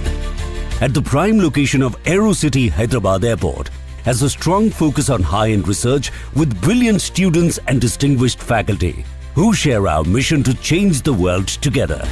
To apply for this year's session, visit amity.edu/Hyderabad. अब छोलिया हो या लोबिया, सफेद चने या काले चने, सब कुछ मजेदार बने। थोड़े में ज्यादा स्वाद, यही तो है इसकी खास बात। वाओ मामा, क्या स्वाद है? अरे मेरे राजा। The tweet that I put out last evening actually was something that has been gaining a lot of responses from people, and a lot of people are trying to understand what is the point I'm making. So let me be brutally honest. The deep state, which involves the CIA, involves companies with economic interest, and certainly involves Donald Trump, the President of the United States of America, are working under one primary objective. And that objective is that Modi must go. The CIA has been given 12 months to ensure that there is division and a break in the ranks of the BJP and confusion in the ranks of the RSS as well. This operation is primarily titled Diversion, Deception, and Division. The intent is very clear that the deep state had an agenda as far as the free trade agreement with India was concerned. According to many of them, 3 months ago, it was a given and a done and dusted initiative that would have been signed by the Indian government and Prime Minister Narendra Modi and team. However, what was not anticipated were the questions and the interests that the Indian government raised, keeping India first. After that, you had Trump come in with his claims of mediating as far as the Operation Sindoor was concerned and the conflict between India and Pakistan. More so, Trump believed that he would be able to get Prime Minister Modi to sign on the FTA. Prime Minister Modi, putting India first, had raised some serious questions on the nature of the FTA and certain parts of it. And I can tell you with the information that I have, is that they have and been targeting BJP members of parliament in certain quarters of this country. They were looking at creating a situation and are still working on that to ensure that there is some level of disruption within the parliament this time, or even when the next session of parliament happens, or in between the parliamentary session, where there is a turmoil within the BJP, using the BJP ranks itself. They are not even looking at targeting the rest of the NDA. That is step two. The step one, which they believe they need to do, is break the BJP from within and to create immense confusion in the RSS and the BJP relationship. And over a period of the last couple of months, you will see intense effort being made by US lobbies in India, US lobbies in other parts of the world, trying to put pressure on the Indian government to toe the line of Donald Trump. Now, this is happening because the FTA to them, the control of certain aspects of business in India and the economic aspect of it is something that the deep state wants to control. The other agenda of the deep state, which was something that has come out before as well, is that they believe that there are two strong assets of Prime Minister Modi. One is within the business sphere, and the other one is within the intelligence and security sphere. And the US will be. This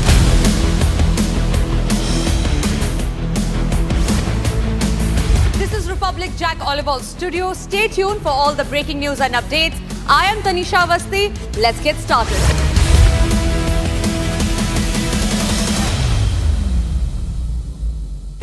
pure सूजी pasta उबालो मिलाओ और खाओ 8 minute में तैयार क्या taste है सबका राजा R pure masala Hi guys, just wanted to tell you that Republic Media Sports, our 4 sports, is not just about sport. It's about heart, discipline and untold dreams. Stories that need national stage. And I fully support this initiative and invite you all to be a part of this. So stay tuned for our 4 sports and let's cheer together.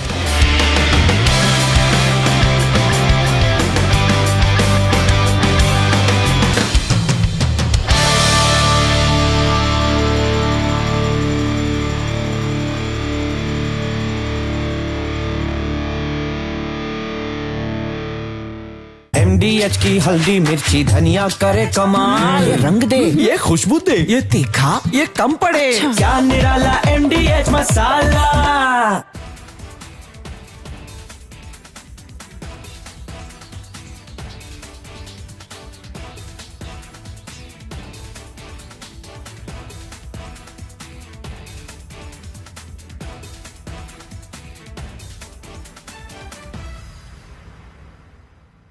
थोड़े में ज्यादा स्वाद यही तो है इसकी खास बात वाओ मामा क्या स्वाद है अरे मेरी राजा The tweet that I put out last evening actually was something that has been gaining a lot of responses from people, and a lot of people are trying to understand what is the point I'm making. So let me be brutally honest. The deep state, which involves the CIA, involves companies with economic interest, and certainly involves Donald Trump, the President of the United States of America, are working under one primary objective. And that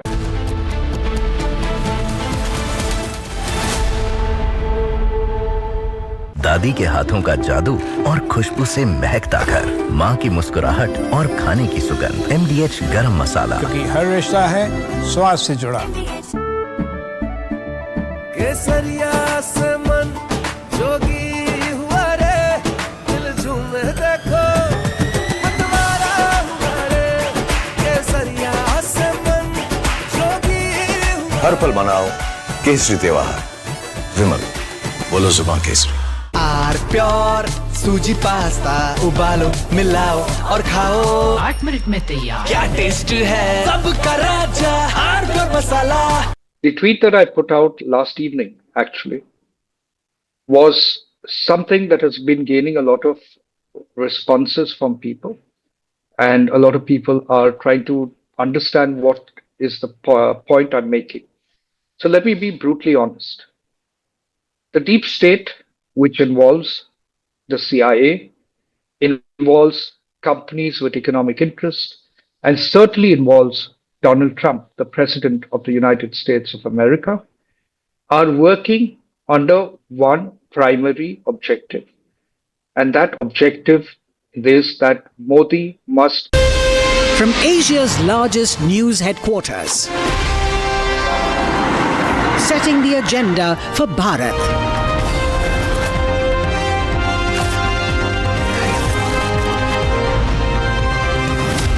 You're watching Republic.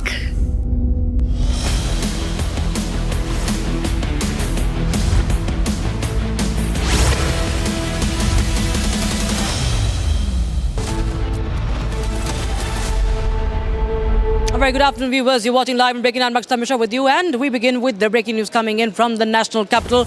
A very important meeting is right now underway between the Prime Minister and Rajnath Singh. Shivraj Singh Chauhan and Manohar Lal Khattar also present in this meeting. Now, what we understand is that this meeting could be on the deliberations on the vice presidential candidate and also the BJP national president. Of course, that has been a matter of suspense for the longest time as far as this decision on the national president is concerned of the BJP, but also the vice presidential candidate. And we understand that there could be some decision today, in principle at least, on the name of the vice presidential candidate for the NDA. Harsha joins us live on the broadcast for more. Harsha, tell us more details about this important meeting that is underway.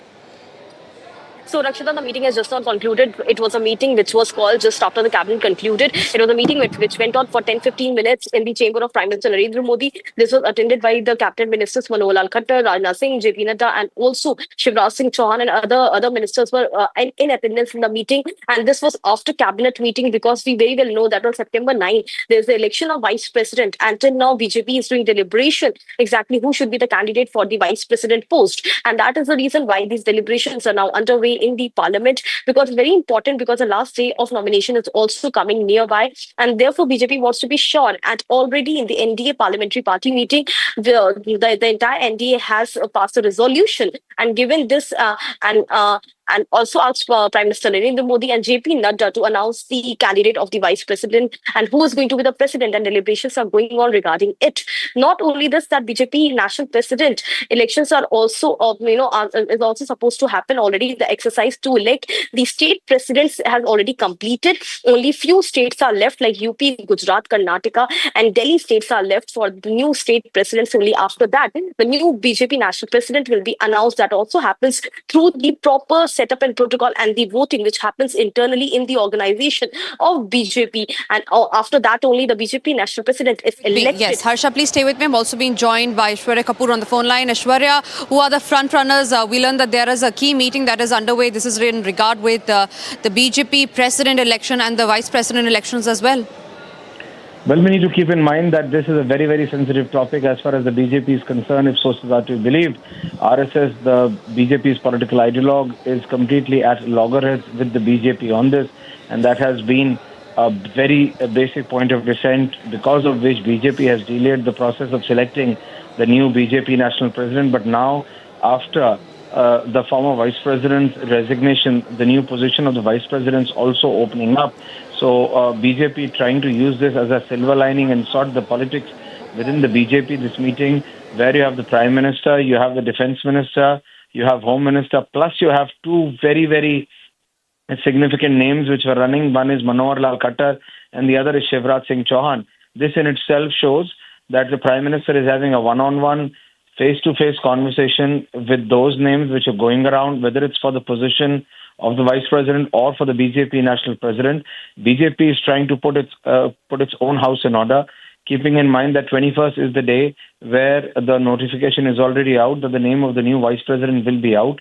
BJP wants a unanimous decision to be taken. BJP, and for that, they would also have to get the support of their political ideologue, the RSS, and hence, this meeting is said to be very, very significant and important simultaneously, where you have the Prime Minister, you have Narendra Modi, Rajnath Singh, Amit Shah, Shivraj Singh Chauhan, Manohar Lal Khattar. These names in itself suggest that what is the agenda and the very importance of this meeting. Back to you in the studios. All right, absolutely, Aishwarya. Thank you very much for getting us those details. Quickly shifting our focus to what's happening in the state of Karnataka, where the vote chori fallout has now resulted in the ouster of a Karnataka minister, followed by which there is a massive ruckus that has taken place in the state of Karnataka, Tumkuru to be very specific, where supporters of KN Rajana have now come out on street. They have threatened to self-immolate themselves in support of KN Rajana. And we have a recent reaction that's come in from Cabinet Minister and the State Minister, Congress leader MC Sudhakar, who says that I do not want to dwell upon the reasons on what the party's decision and why the party took decision, and that it is for everybody to respect on what the party decides. So the Congress leader have been firm on their stand that it was the Congress party's decision, that it was the High Command's decision to throw out KN Rajana for going against his Congress MP Rahul Gandhi over the vote theft allegation. We are also getting in a reaction from Sudhakar, the state minister, who has given out a statement on this regard. Let's listen into what he had to say. See, we are all bound by the discipline of the party. Whatever decision the party takes, I think we are all committed and we all respect the decision taken by the party high command. And Rajan also is a very senior leader. Under whatever circumstances party has taken the decision, I think Rajana has made himself very clear yesterday that there could be some misunderstanding or some miscommunication. So he said, I will personally go and impress upon the High Command, explain to them whatever situations, because of whatever reasons probably the party has taken a decision. So I think there is no dispute as far as the issue is concerned. So these are all the internal matters of the party, and we are all bound by the party discipline, and we respect the party high command's decision, whatever could be. So as long as the party says to us to continue in the position, we'll continue. The moment the party says we have to step down, we gracefully step down and we respect the party's decision. Joining us on the broadcast is Abhishek, reporting live from Bengaluru on that story. Abhishek, Congress sources have now revealed that it was Rahul Gandhi and Kesu Venugopal who took the decision, Congress Gandhi to be specific, who gave the orders of sacking KN Rajana. Clearly a divide is visible and democracy is completely over in the Congress party. Tanisha, who is the person who actually spoke to the High Command is the point of question which has to be answered by the Congress government as of now. Because KN Rajana, while addressing the media after he was being sacked from the position of minister in the Karnataka cabinet, he allegated against indirectly DCM DK Shivkumar might have had a hand in making sure that Rajana is sacked from the cabinet. He also mentioned that cut portions of his video bite which was given to the media had been delivered to the High Command to make sure that there is a complete change of image on KN Rajana by the High Command. It is also mentioned that the High Command indirectly claiming Rahul Gandhi directly called Chief Minister Siddaramaiah via KC Venugopal to order and to make sure that Rajana has been sacked from the government. On the other hand, we've had ministers who have spoken to the Republic TV and various other media houses stating that it was the decision of the High Command which cannot be questioned at this point of time because the decision has already been made and there cannot be a reversal mode as of now. On the other hand, while addressing the media, Dr. G. Parmeshwar, who's the Home Minister, also mentioned the decision of the High Command has to be respected. On the other hand, various other political parties will have some of the rules which has to be followed even by the MLAs and the ministers. Clearly, Rajana might have violated some of those, and this is one such action why Rajana has been sacked from the cabinet is what Dr. G. Parmeshwar spoke. On the other hand, Satish Jarkiholi is also the closest aide of Rajana, mentioned that the decision cannot be reversed because it has been taken by the AICC High Command as of now. On the other hand, the BJP and the JDS MLAs who were present in the Karnataka Assembly are demanding an answer from the Chief Minister Siddaramaiah as to why Rajana was sacked from the cabinet even without informing the 224 MLAs who are present in the Assembly. On the other hand, the Congress men are completely batting towards the High Command, stating that the decision of the High Command cannot be questioned. It might be a disciplinary measure which has been taken against the KN Rajana. On the other hand, the followers of KN Rajana in Madhugiri, which is located in Tumkuru, have started protesting against Abhishek, the in AICC. fact, we're also getting a reaction from Prahlad Joshi. The BJP, remember, has been questioning and demanding answers from the Congress party, specifically Siddaramaiah. Here's what Prahlad Joshi had to say just a few moments back. DM ही पूरा election का commission का काम देखते हैं और जब तक कोड ऑफ कंडक्ट लागू नहीं होता है DC works under the direction of the state government. उनका पोस्टिंग भी मुख्यमंत्री ही करते हैं। तो इसीलिए उन्होंने कहा अगर गलती हुआ है तो हमारा कालखंड में हुआ तो ये गलती हमको स्वीकार करना है। This is what exactly he said. He neither he has said, उन्होंने ये भी नहीं कहा कि राहुल गांधी ने जो बोला है झूठ बोला है, वो भी उन्होंने नहीं कहा है। I am quoting only his statement. Rahul Gandhi ने झूठ बोला है ये तो पूरा आ गया है बाद में, लेकिन राजन्ना का स्टेटमेंट लिमिटेड था। बट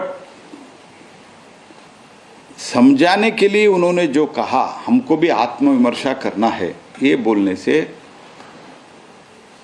ये सिद्धरामैया का बहुत करीबी माना जाता है।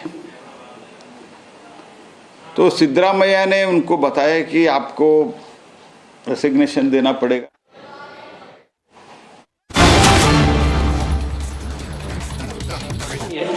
हमें नहीं कर पा रहे और इसलिए देश में एक लॉ लाना बहुत आवश्यक है। हम क्यों लॉ ला एक ये बिल लेके आए हैं? देश में फेडरेशन का इलेक्शन, फेडरेशन में एथलीट का सिलेक्शन, फेडरेशन में महिलाओं का प्रतिनिधित्व, फेडरेशन में नए लोगों को अपॉर्चुनिटी देना, ऐसे कई टाइप के विषय है। उसके लिए ट्रांसपेरेंसी होना बहुत आवश्यक है।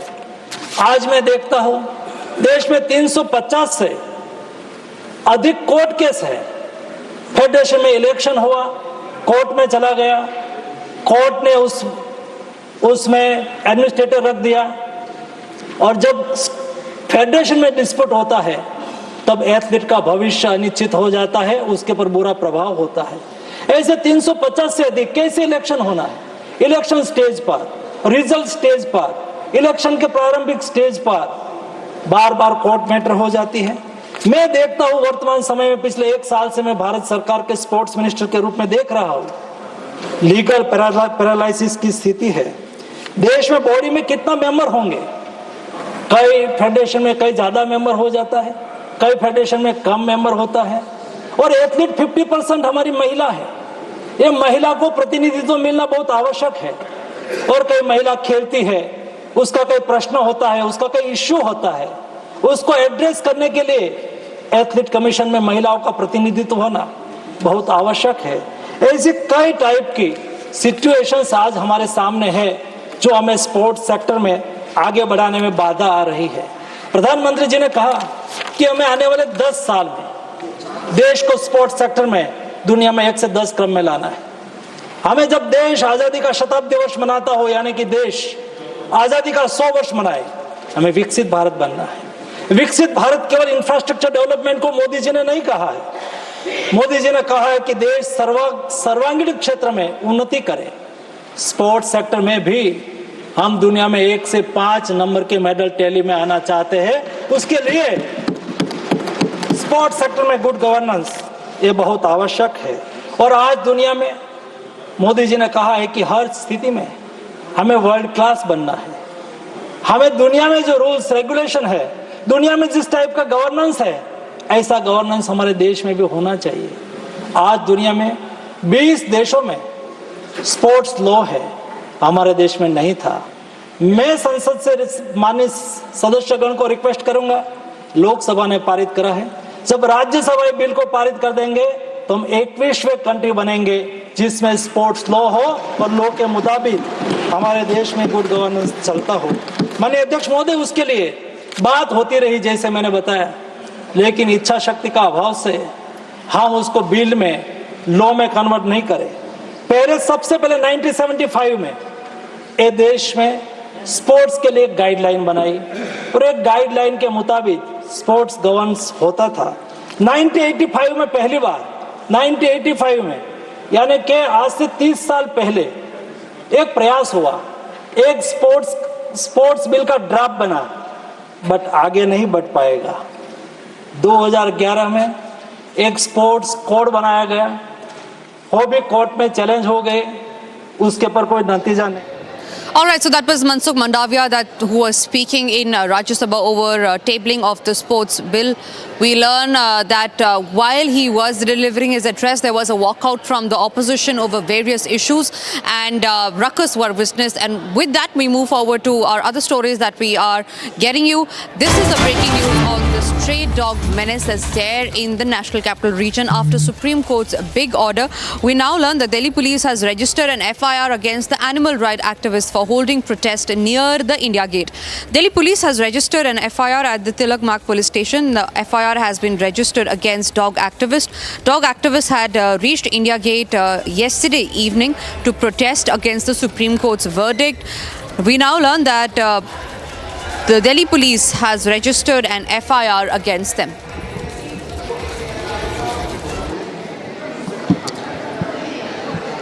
So that's the big crackdown by Delhi police on dog activists. Remember, these are the dog activists that were protesting yesterday near India Gate, and they planned on extending their protest near India Gate, where after Delhi police had filed an FIR against them for protesting without any permission.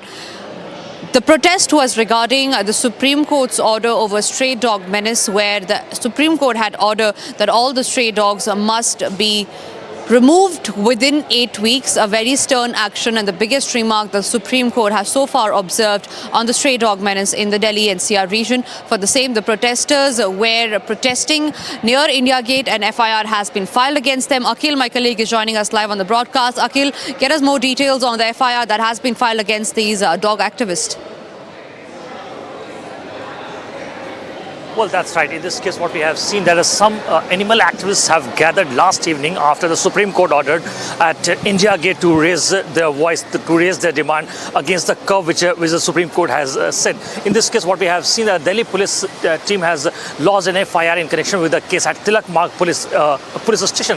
So right now, one FIR has already been registered in connection with the case. But if you see what we are seeing, that in this case, the opinion has been divided on two different sides. One side is saying that the curb against the dog menace is really good. Some RWA associations have come forward and they have basically lauded the approach by the Supreme Court in connection with the case. And on the other hand, what we have seen that the PETA and other similar organizations have basically raised demands, and they have basically raised questions and termed it as an illogical and impractical move by the Apex Court.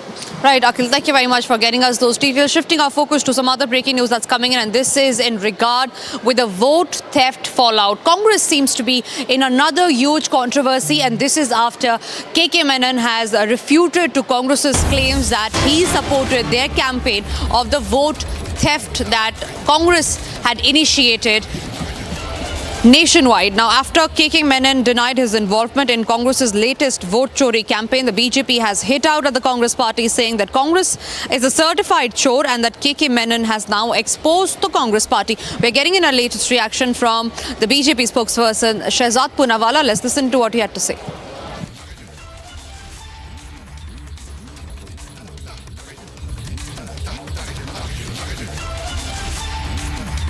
तो पता नहीं, परंतु Congress content चोर जरूर बन चुकी है, और कंटेंट चोरी के ऊपर अब एक्टर केके मेनन ने कांग्रेस को आईना दिखाया है। देखिए ना, कांग्रेस पार्टी सर्टिफाइड जमीन चोर, कन्विक्टेड चारा चोर के साथ नेशनल हेराल्ड में लैंड चोर, और किस प्रकार से देश के संसाधन चोरी करने का काम कांग्रेस ने किया, ये तो हमने देखा है। पर अब एटम बॉम्ब के नाम पर जो सुतली बॉम्ब फोड़ा राहुल गांधी ने कि वोट चोरी हो रही है इलेक्शन कमीशन के द्वारा, और जब कर्नाटका का उन्होंने सो कॉल्ड 100% प्रूफ दिया तो फैक्ट चेक भी हुए, और उनके ही नेता राजन्ना जो एसटी कम्युनिटी से आते हैं, उन्होंने भी फैक्ट चेक किया।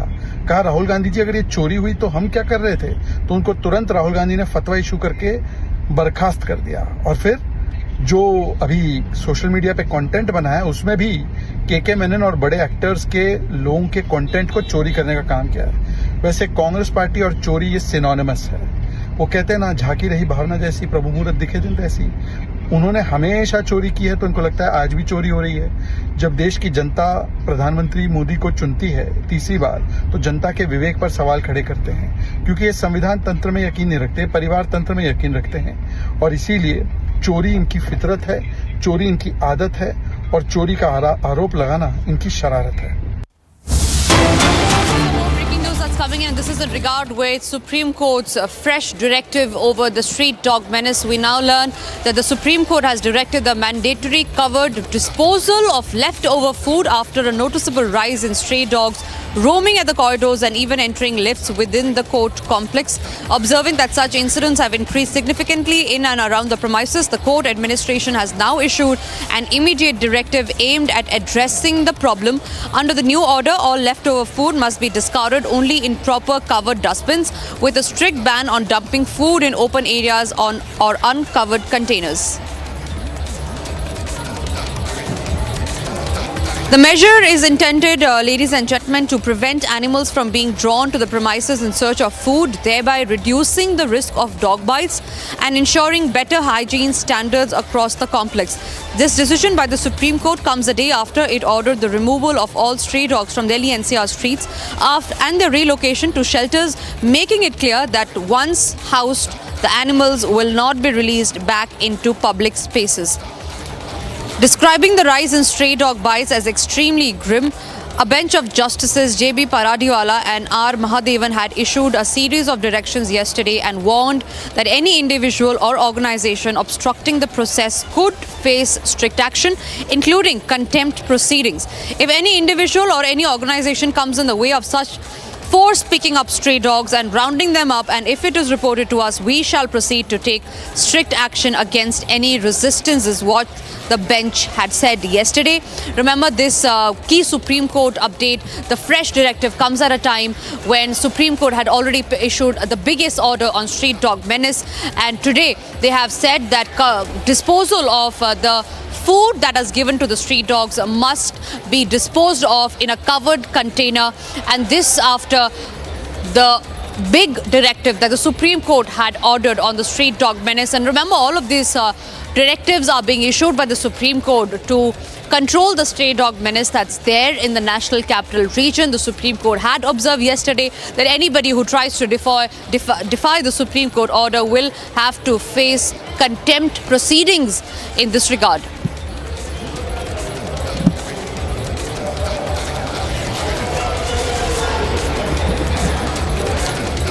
And with that, let's also have a quick roundup of other stories that we are tracking. This is Bharat in 2 minutes.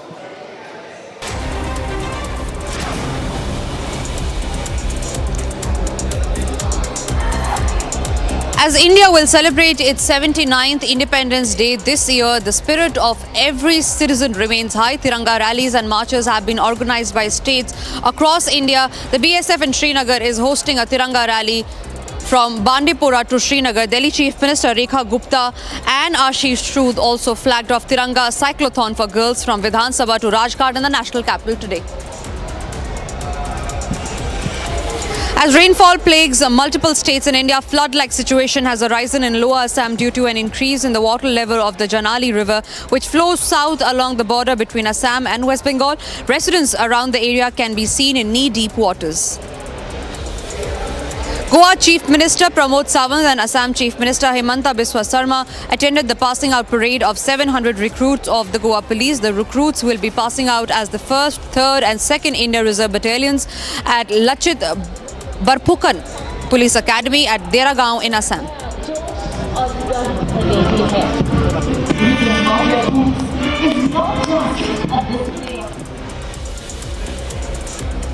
Flash floods have hit a government school in Punch in Jammu and Kashmir. The sports room, a 200 meters long shed, school records and sports kits were also washed away in the flash floods. No casualties, however, have been reported. Operation Alert has been started in Rajasthan. During the operation, the border management will be on high alert and will try to rehearse and improve their drills. These drills will be rehearsed to prepare for a better border management of upcoming challenges. The Border Security Force will evaluate all inputs coming across the border to monitor all possible threats and neutralize them. With that, it's time for us to now slip into a short break. After the break, we'll get to the details of the 3-member committee that has been formed by the Lok Sabha Speaker to probe against Justice Yashwant Verma, wherein he was enrolled in the biggest judicial scandal. Also coming up after the break are the latest details on the Dharamsthala case, which has now been raised in the Karnataka Assembly.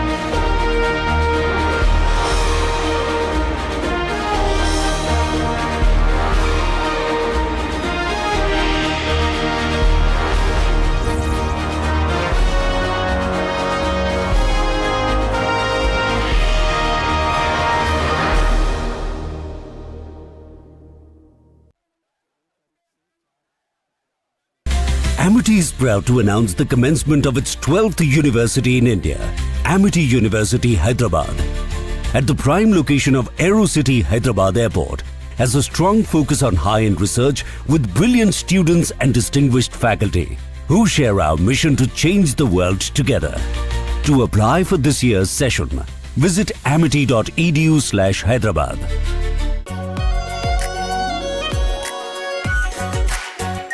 Our pure Shahi Paneer Masala. Delicious, healthy, every day.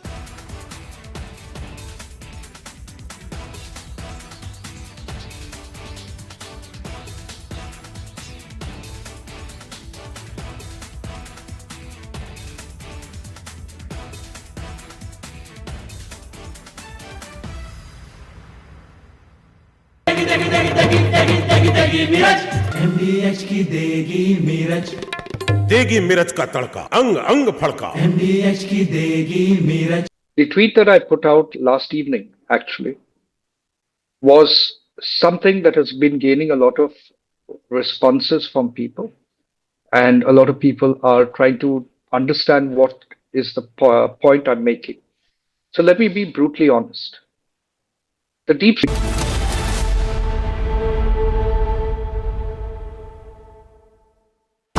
Pure सूजी pasta उबालो मिलाओ और खाओ 8 minute में तैयार. क्या taste है सबका राजा आर प्योर मसाला.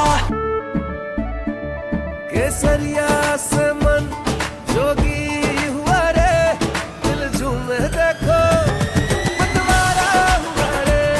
केसरिया से मन जोगी हुआ. हर पल मनाओ केसरी त्योहार. विमल बोलो जुबान केसरी. आधे बाउल दही में 4 चम्मच MDH चटनी पुदीना मसाला डाला, स्टर करो, पुदीना चटनी तैयार. MDH चटनी पुदीना मसाला. The tweet that I put out last evening, actually, was something that has been gaining a lot of responses from people. And a lot of people are trying to understand what is the point I'm making. So let me be brutally honest. The deep state, which involves the CIA, involves companies with economic interest, and certainly involves Donald Trump, the President of the United States of America, are working under one primary objective. And that objective is that Modi must go. The CIA has been given 12 months to ensure that there is division and a break in the ranks of the BJP and confusion in the ranks of the RSS as well. This operation is primarily titled Diversion, Deception, and Division. The intent is very clear that the deep state had an agenda as far as the free trade agreement with India was concerned. According to many of them, 3 months ago, it was a given and a done and dusted initiative that would have been signed by the Indian government and Prime Minister Narendra Modi and team. However, what was not anticipated were the questions and the interests that the Indian government raised, keeping India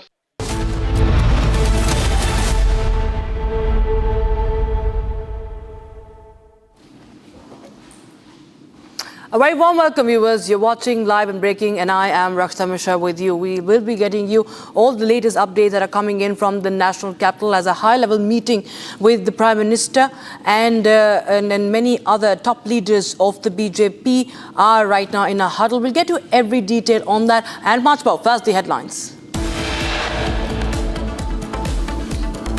Actor KK Menon slams Congress's voter chori campaign for using his special ops clip without permission. Rajanna supporters take to streets in Madhugiri and Tumkur. Protesters block roads. One of them tries to self-immolate.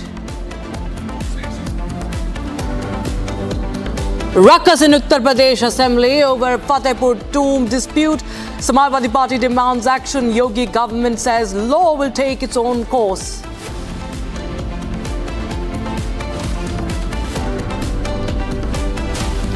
Lok Sabha Speaker announces 3-member committee to probe into allegations against Justice Verma.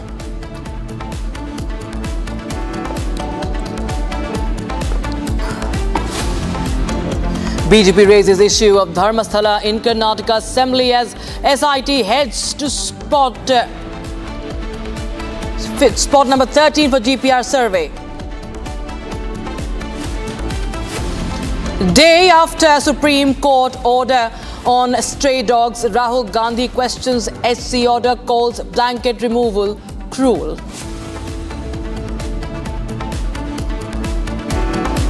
Israeli envoy takes on Priyanka Gandhi Vadra over her genocide claim, asks her not to buy Hamas numbers.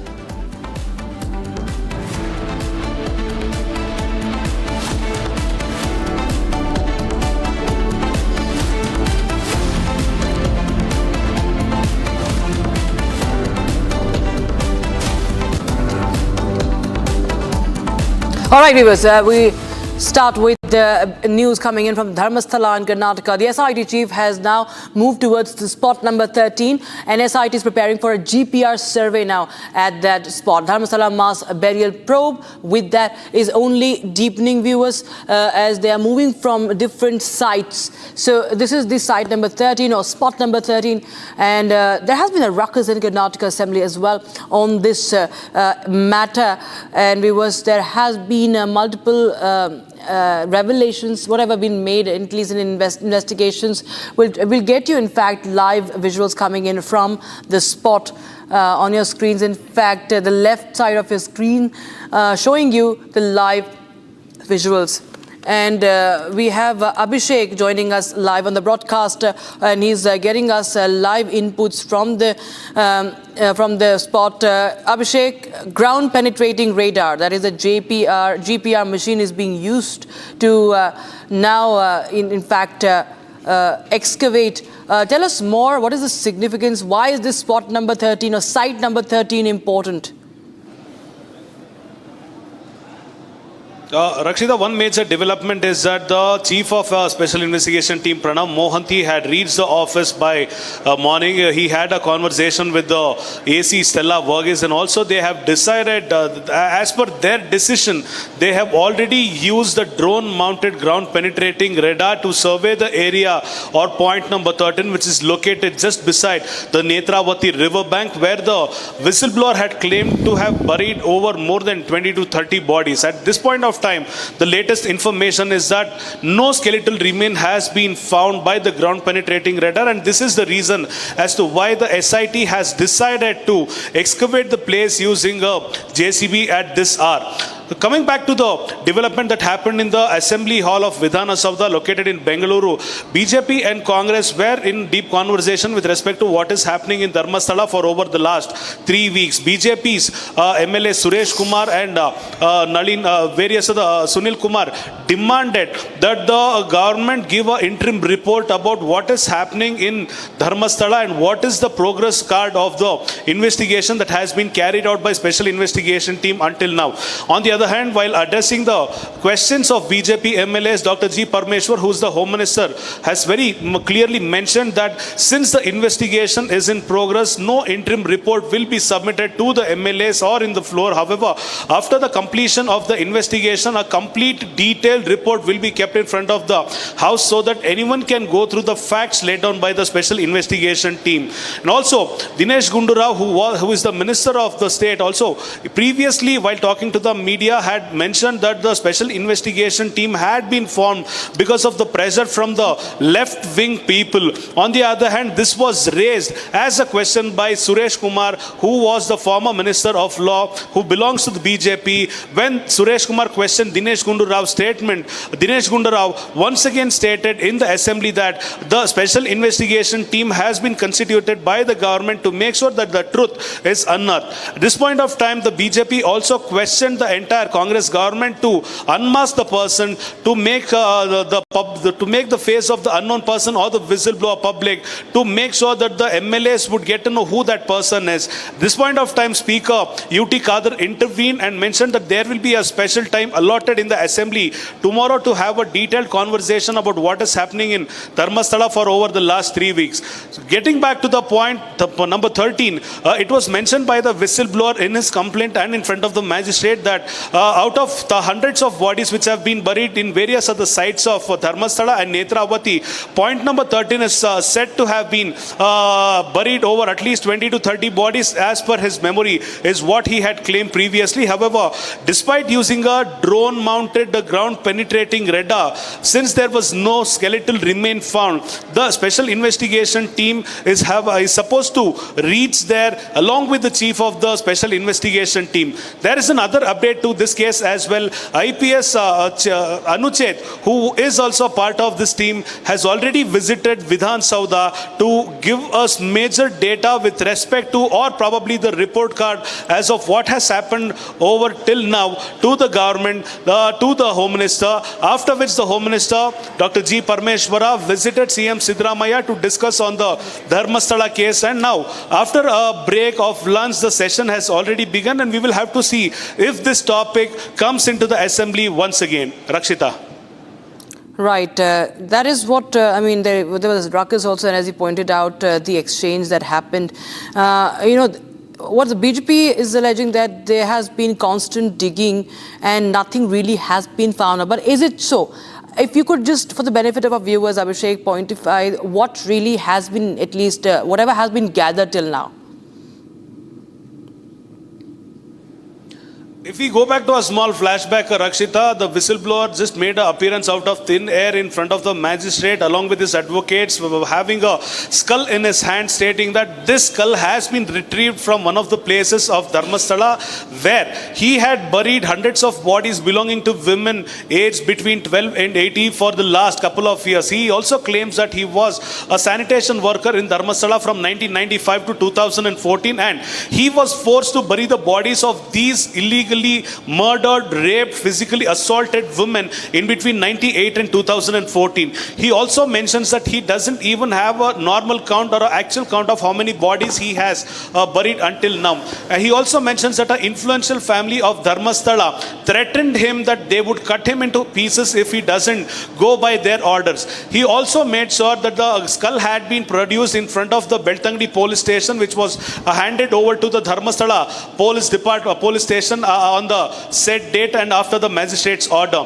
Not to forget, the whistleblower had also taken the special investigation team officers to point 13 places or exact locations where he had buried the bodies, is what he had claimed as of now. On the other hand, day one, the whistleblower made sure that the special investigation team officers would mark those places and safeguard them. Starting from day 2 to day 5 or day 6, the SIT officers along with the whistleblower took various other laborers, took various other staff from SOCO team, the FSL team, even the Jilla Panchayat. You know, Abhishek, there is a...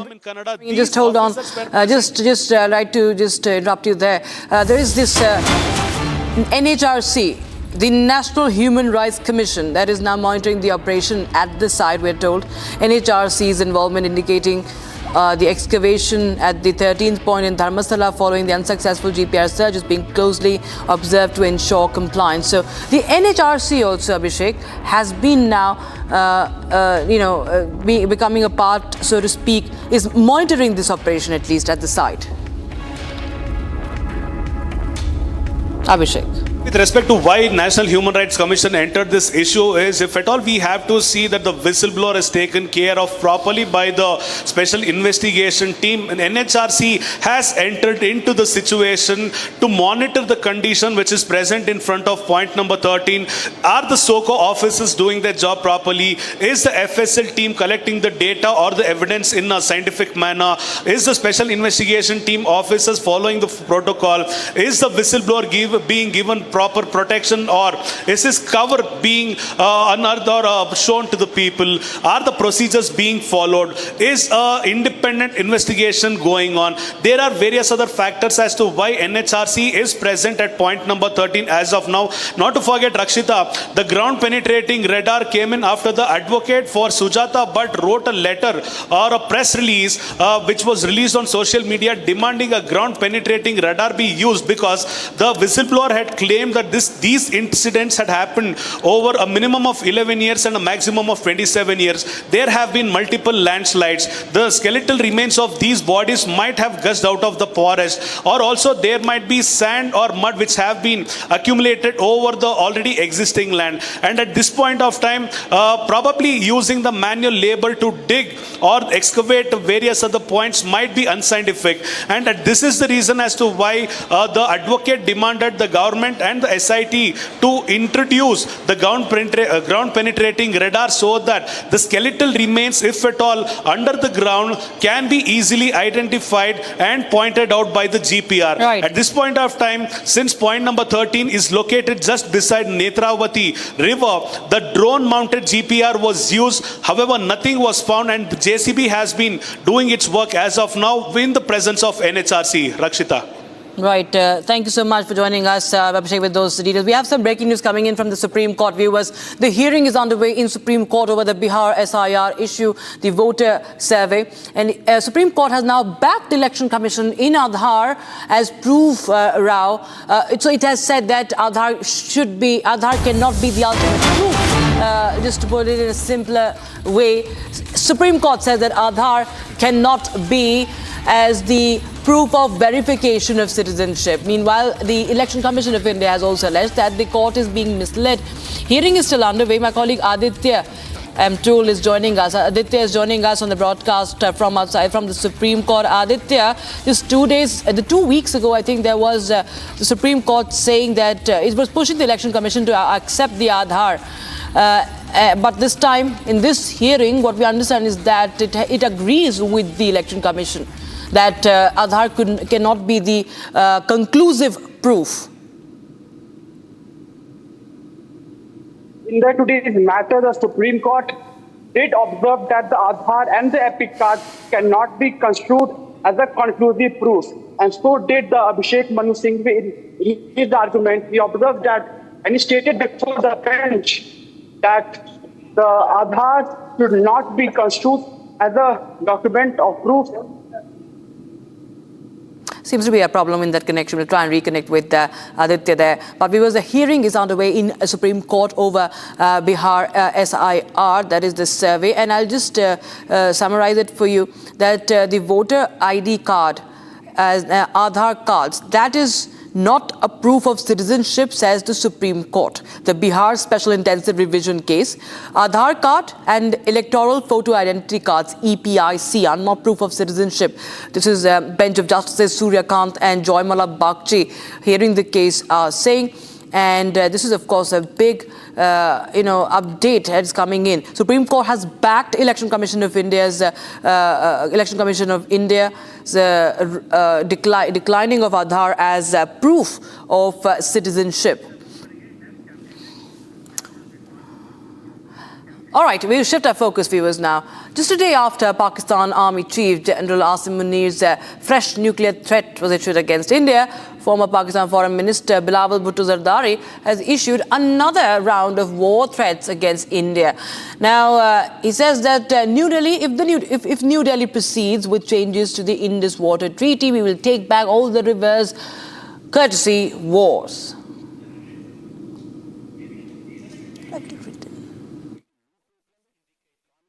हमने सब एक होके मोदी की बर्बारियत पे, मोदी के इस हमले के बारे में, मोदी के इस इरादे के बारे में आवाज उठाना है और जिद्दोजहद करना है ताकि इस जुल्म को भी हम रोक सकें।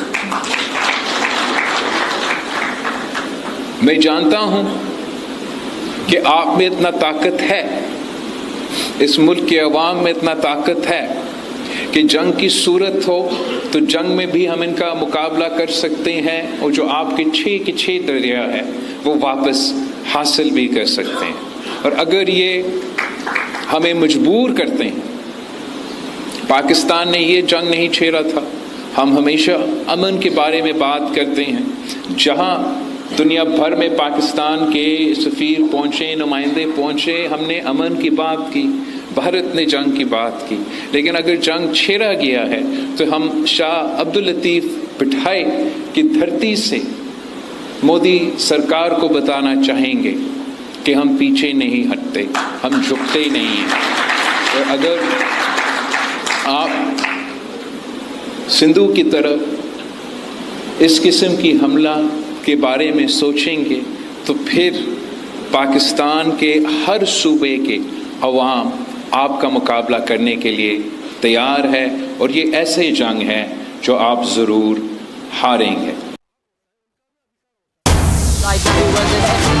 The Enforcement Directorate is carrying out searches in Mumbai and Delhi and NCR, Hyderabad, Jaipur, Madurai, Surat. 15 raids conducted, or rather 15 locations have been raided in the betting app case, illegal betting app case. And this is the betting app case in the name of Pari Match. It's one of the popular ones. The investigation was initiated under the PMLA on the basis of FIR registered by Cyber Police Station Mumbai in 2024. Preliminary investigation shows that the funds were collected from duped users in mule accounts which were layered through multiple payment aggregators and domestic money transfer agents, aggregating to sums more than 2,000 crore rupees. Now, this amount is then layered and sent through crypto wallets, cash withdrawals through ATMs in one locality of Tamil Nadu, low-value UPI transfers.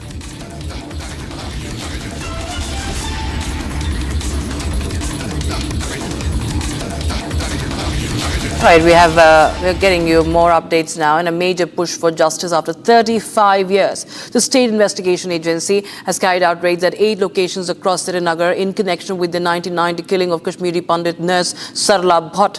Now, Sarla, who defied terrorists' diktats to quit her job and leave the valley, was abducted and shot dead by the JKLF terrorists. Fresh evidence has now been recovered in the case, bringing the investigators closer to identifying and prosecuting her killers. Yasin Malik's house too has been searched by the SIA in connection with the brutal 1990 Sarla Bhatt murder. The brave daughter of Kashmir, Sarla Bhatt, who defies the threats of Pakistani terrorists in 1990. On 19th of April 1990, she was abducted. And later on, she was murdered by the Pakistani terrorists. The JKLF terror outfit then claimed the death of Sarla Bhatt. Her body was found with multiple bullet injuries. Whole Jammu and Kashmir, whole India was demanding justice with the family of late Sarla Bhatt. After 35 years, the case of gruesome killing of Sarla Bhatt is again opened. The state investigating agencies started investigation. SIA raided multiple places in Kashmir, including the residence of Yasin Malik, who was then the JKLF chief, a terror outfit.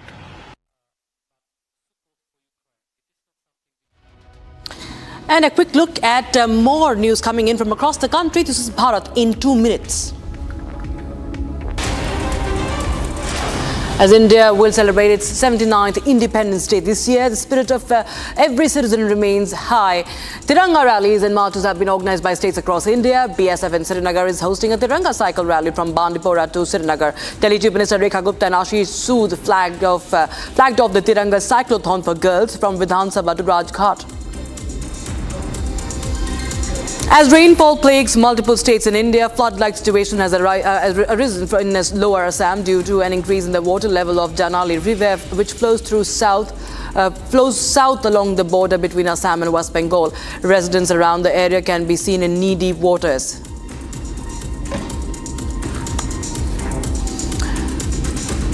Goa Chief Minister Pramod Sawant and Assam Chief Minister Himanta Biswa Sarma attended the passing out parade of 700 recruits of the Goa Police. The recruits will be passing out as the 1st, 2nd and 3rd India Reserve Battalions at Lache the Barpokhan Police Academy at Dergaon in Assam. Flash floods hit a government school in Poonch of Jammu. The sports room, 200 meters long shed, school records and sports kit also washed away in flash floods. No casualties reported. Operation Alert has been started in Rajasthan. During the operation, the border management will be at high alert and try to rehearse and improve the drills. These drills will be rehearsed to prepare for better border management of upcoming challenges. The BSF will evaluate all inputs coming across the border to monitor all possible threats and neutralize them.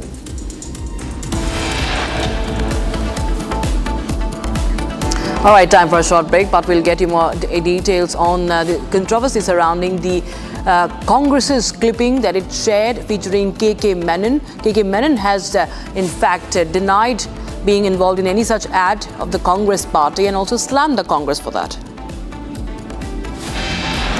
Also, Rajanna supporters taken to the streets of Madhugiri and Tumkur protesters block roads. One of them tried to self-immolate.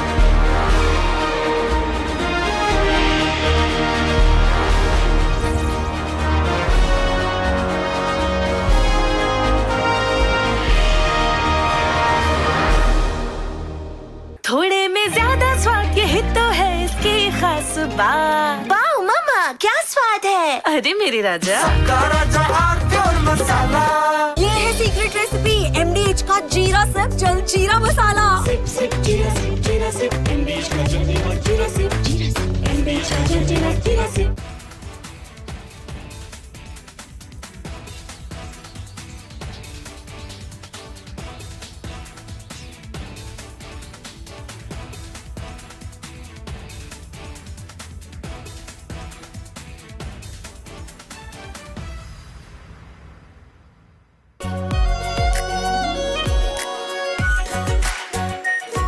Pure Shahi Paneer Masala. Delicious, healthy, every day. The tweet that I put out last evening, actually, was something that has been gaining a lot of responses from people. And a lot of people are trying to understand what is the point I'm making. So let me be brutally honest. The deep state, which involves the CIA, involves companies with economic interest, and certainly involves Donald Trump, the President of the United States of America, are working under one primary objective.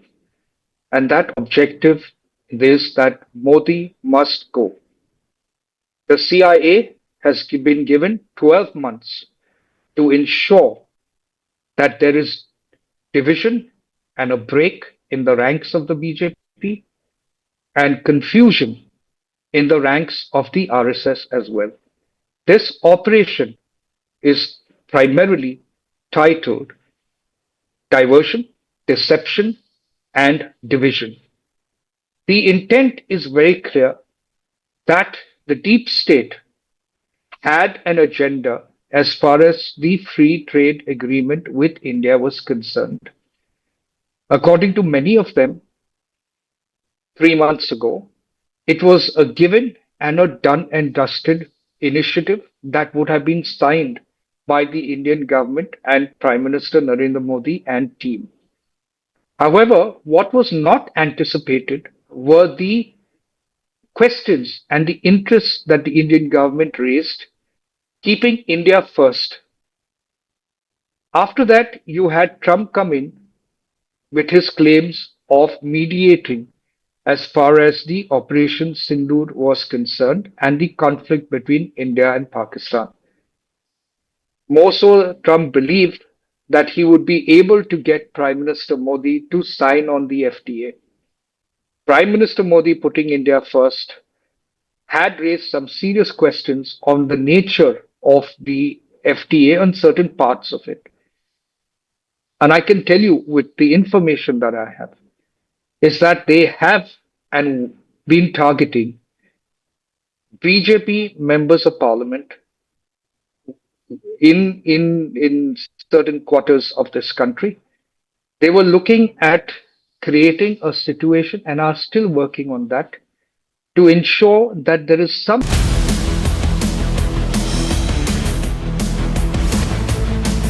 This is Republic Jack Pollywall Studio. Stay tuned for all the breaking news and updates. I'm Akanksha Khajuria. Let's get started.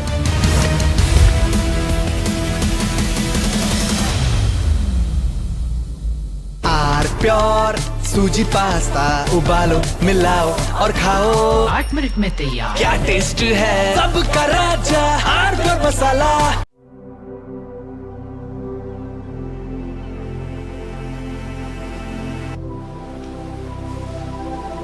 Being a legend means reaching a point where no one else has.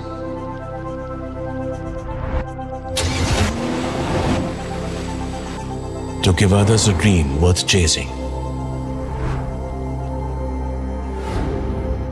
10 years of Creta, legend forever.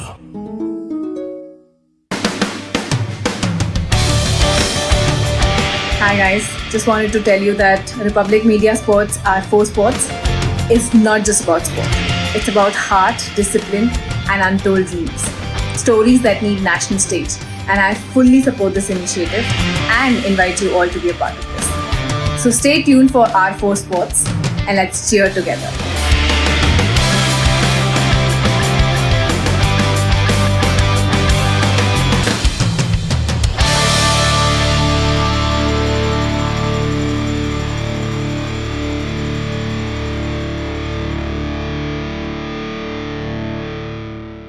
MDH की हल्दी मिर्ची धनिया करे कमाल ये रंग दे ये खुशबू दे ये तीखा ये कम पड़े क्या निराला MDH masala.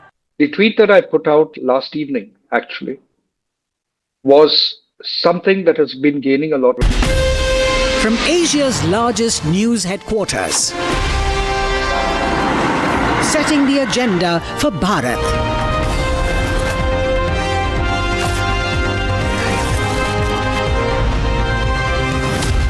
You're watching Republic.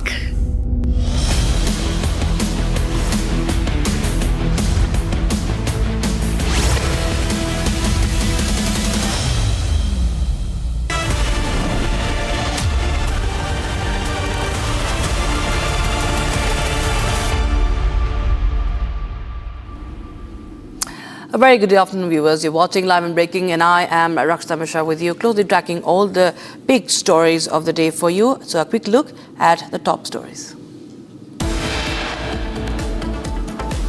KK Menon slams Congress's vote chori campaign for using his special ops clip without permission. Rajana supporters take to streets in Madhugiri and Tumkur. Protesters block roads. One of them tries to self-immolate. समस्या उठाने के लिए तैयार नहीं. चलिए कोई बात नहीं, आपका मन नहीं है तो मुझे कोई बात नहीं. मत संकल्प दो.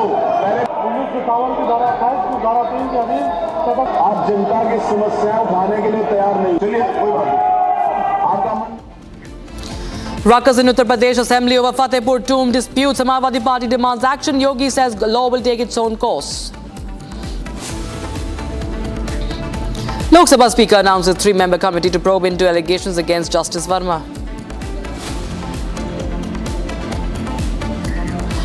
BJP raises issue of Dharmasthala in Karnataka Assembly as SIT heads to site number 13 for GPR survey today.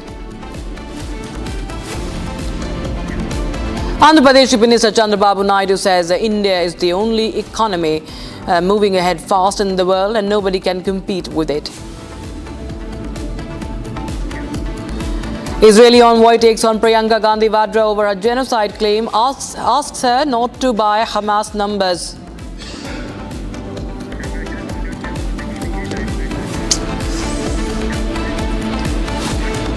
Okay, we have Andhra Pradesh Chief Minister Chandrababu Naidu now hitting back at Donald Trump for his dead economy remark, asserting that India remains the fastest growing economy in the world and will become the third largest economy by 2028. So we had Rajnath Singh taking a veiled jibe at Donald Trump. Prime Minister Modi also sent a big message across. Now we have Chandrababu Naidu, another NDA leader, and the Chief Minister of Andhra Pradesh saying that India is the fastest growing economy in the world. And of course, this is coming in as a counter to Donald Trump's dead economy jibe, and some in the opposition also agreeing to it. Listen in. ఒకప్పుడు మీరు చూస్తే పేద దేశంగా ప్రపంచంలో ఎక్కడికి పోయినా మనమంటే మీకు ఏది చేత కాదని మాట్లాడే పరిస్థితి ఈరోజు మీరు చూస్తే అతి శక్తివంతమైన దేశంగా అవతరిస్తా ఉంది. 11 సంవత్సరాలు నరేంద్ర మోడీ గారి నాయకత్వంలో 11వ స్థానంలో ఉన్న ఆర్థిక వ్యవస్థ 4వ స్థానానికి వచ్చింది. 28కి 3వ స్థానానికి వస్తుంది. నిన్నే అమెరికా అధ్యక్షుడు మాట్లాడాడు, మనది డెడ్ ఎకానమీ అని.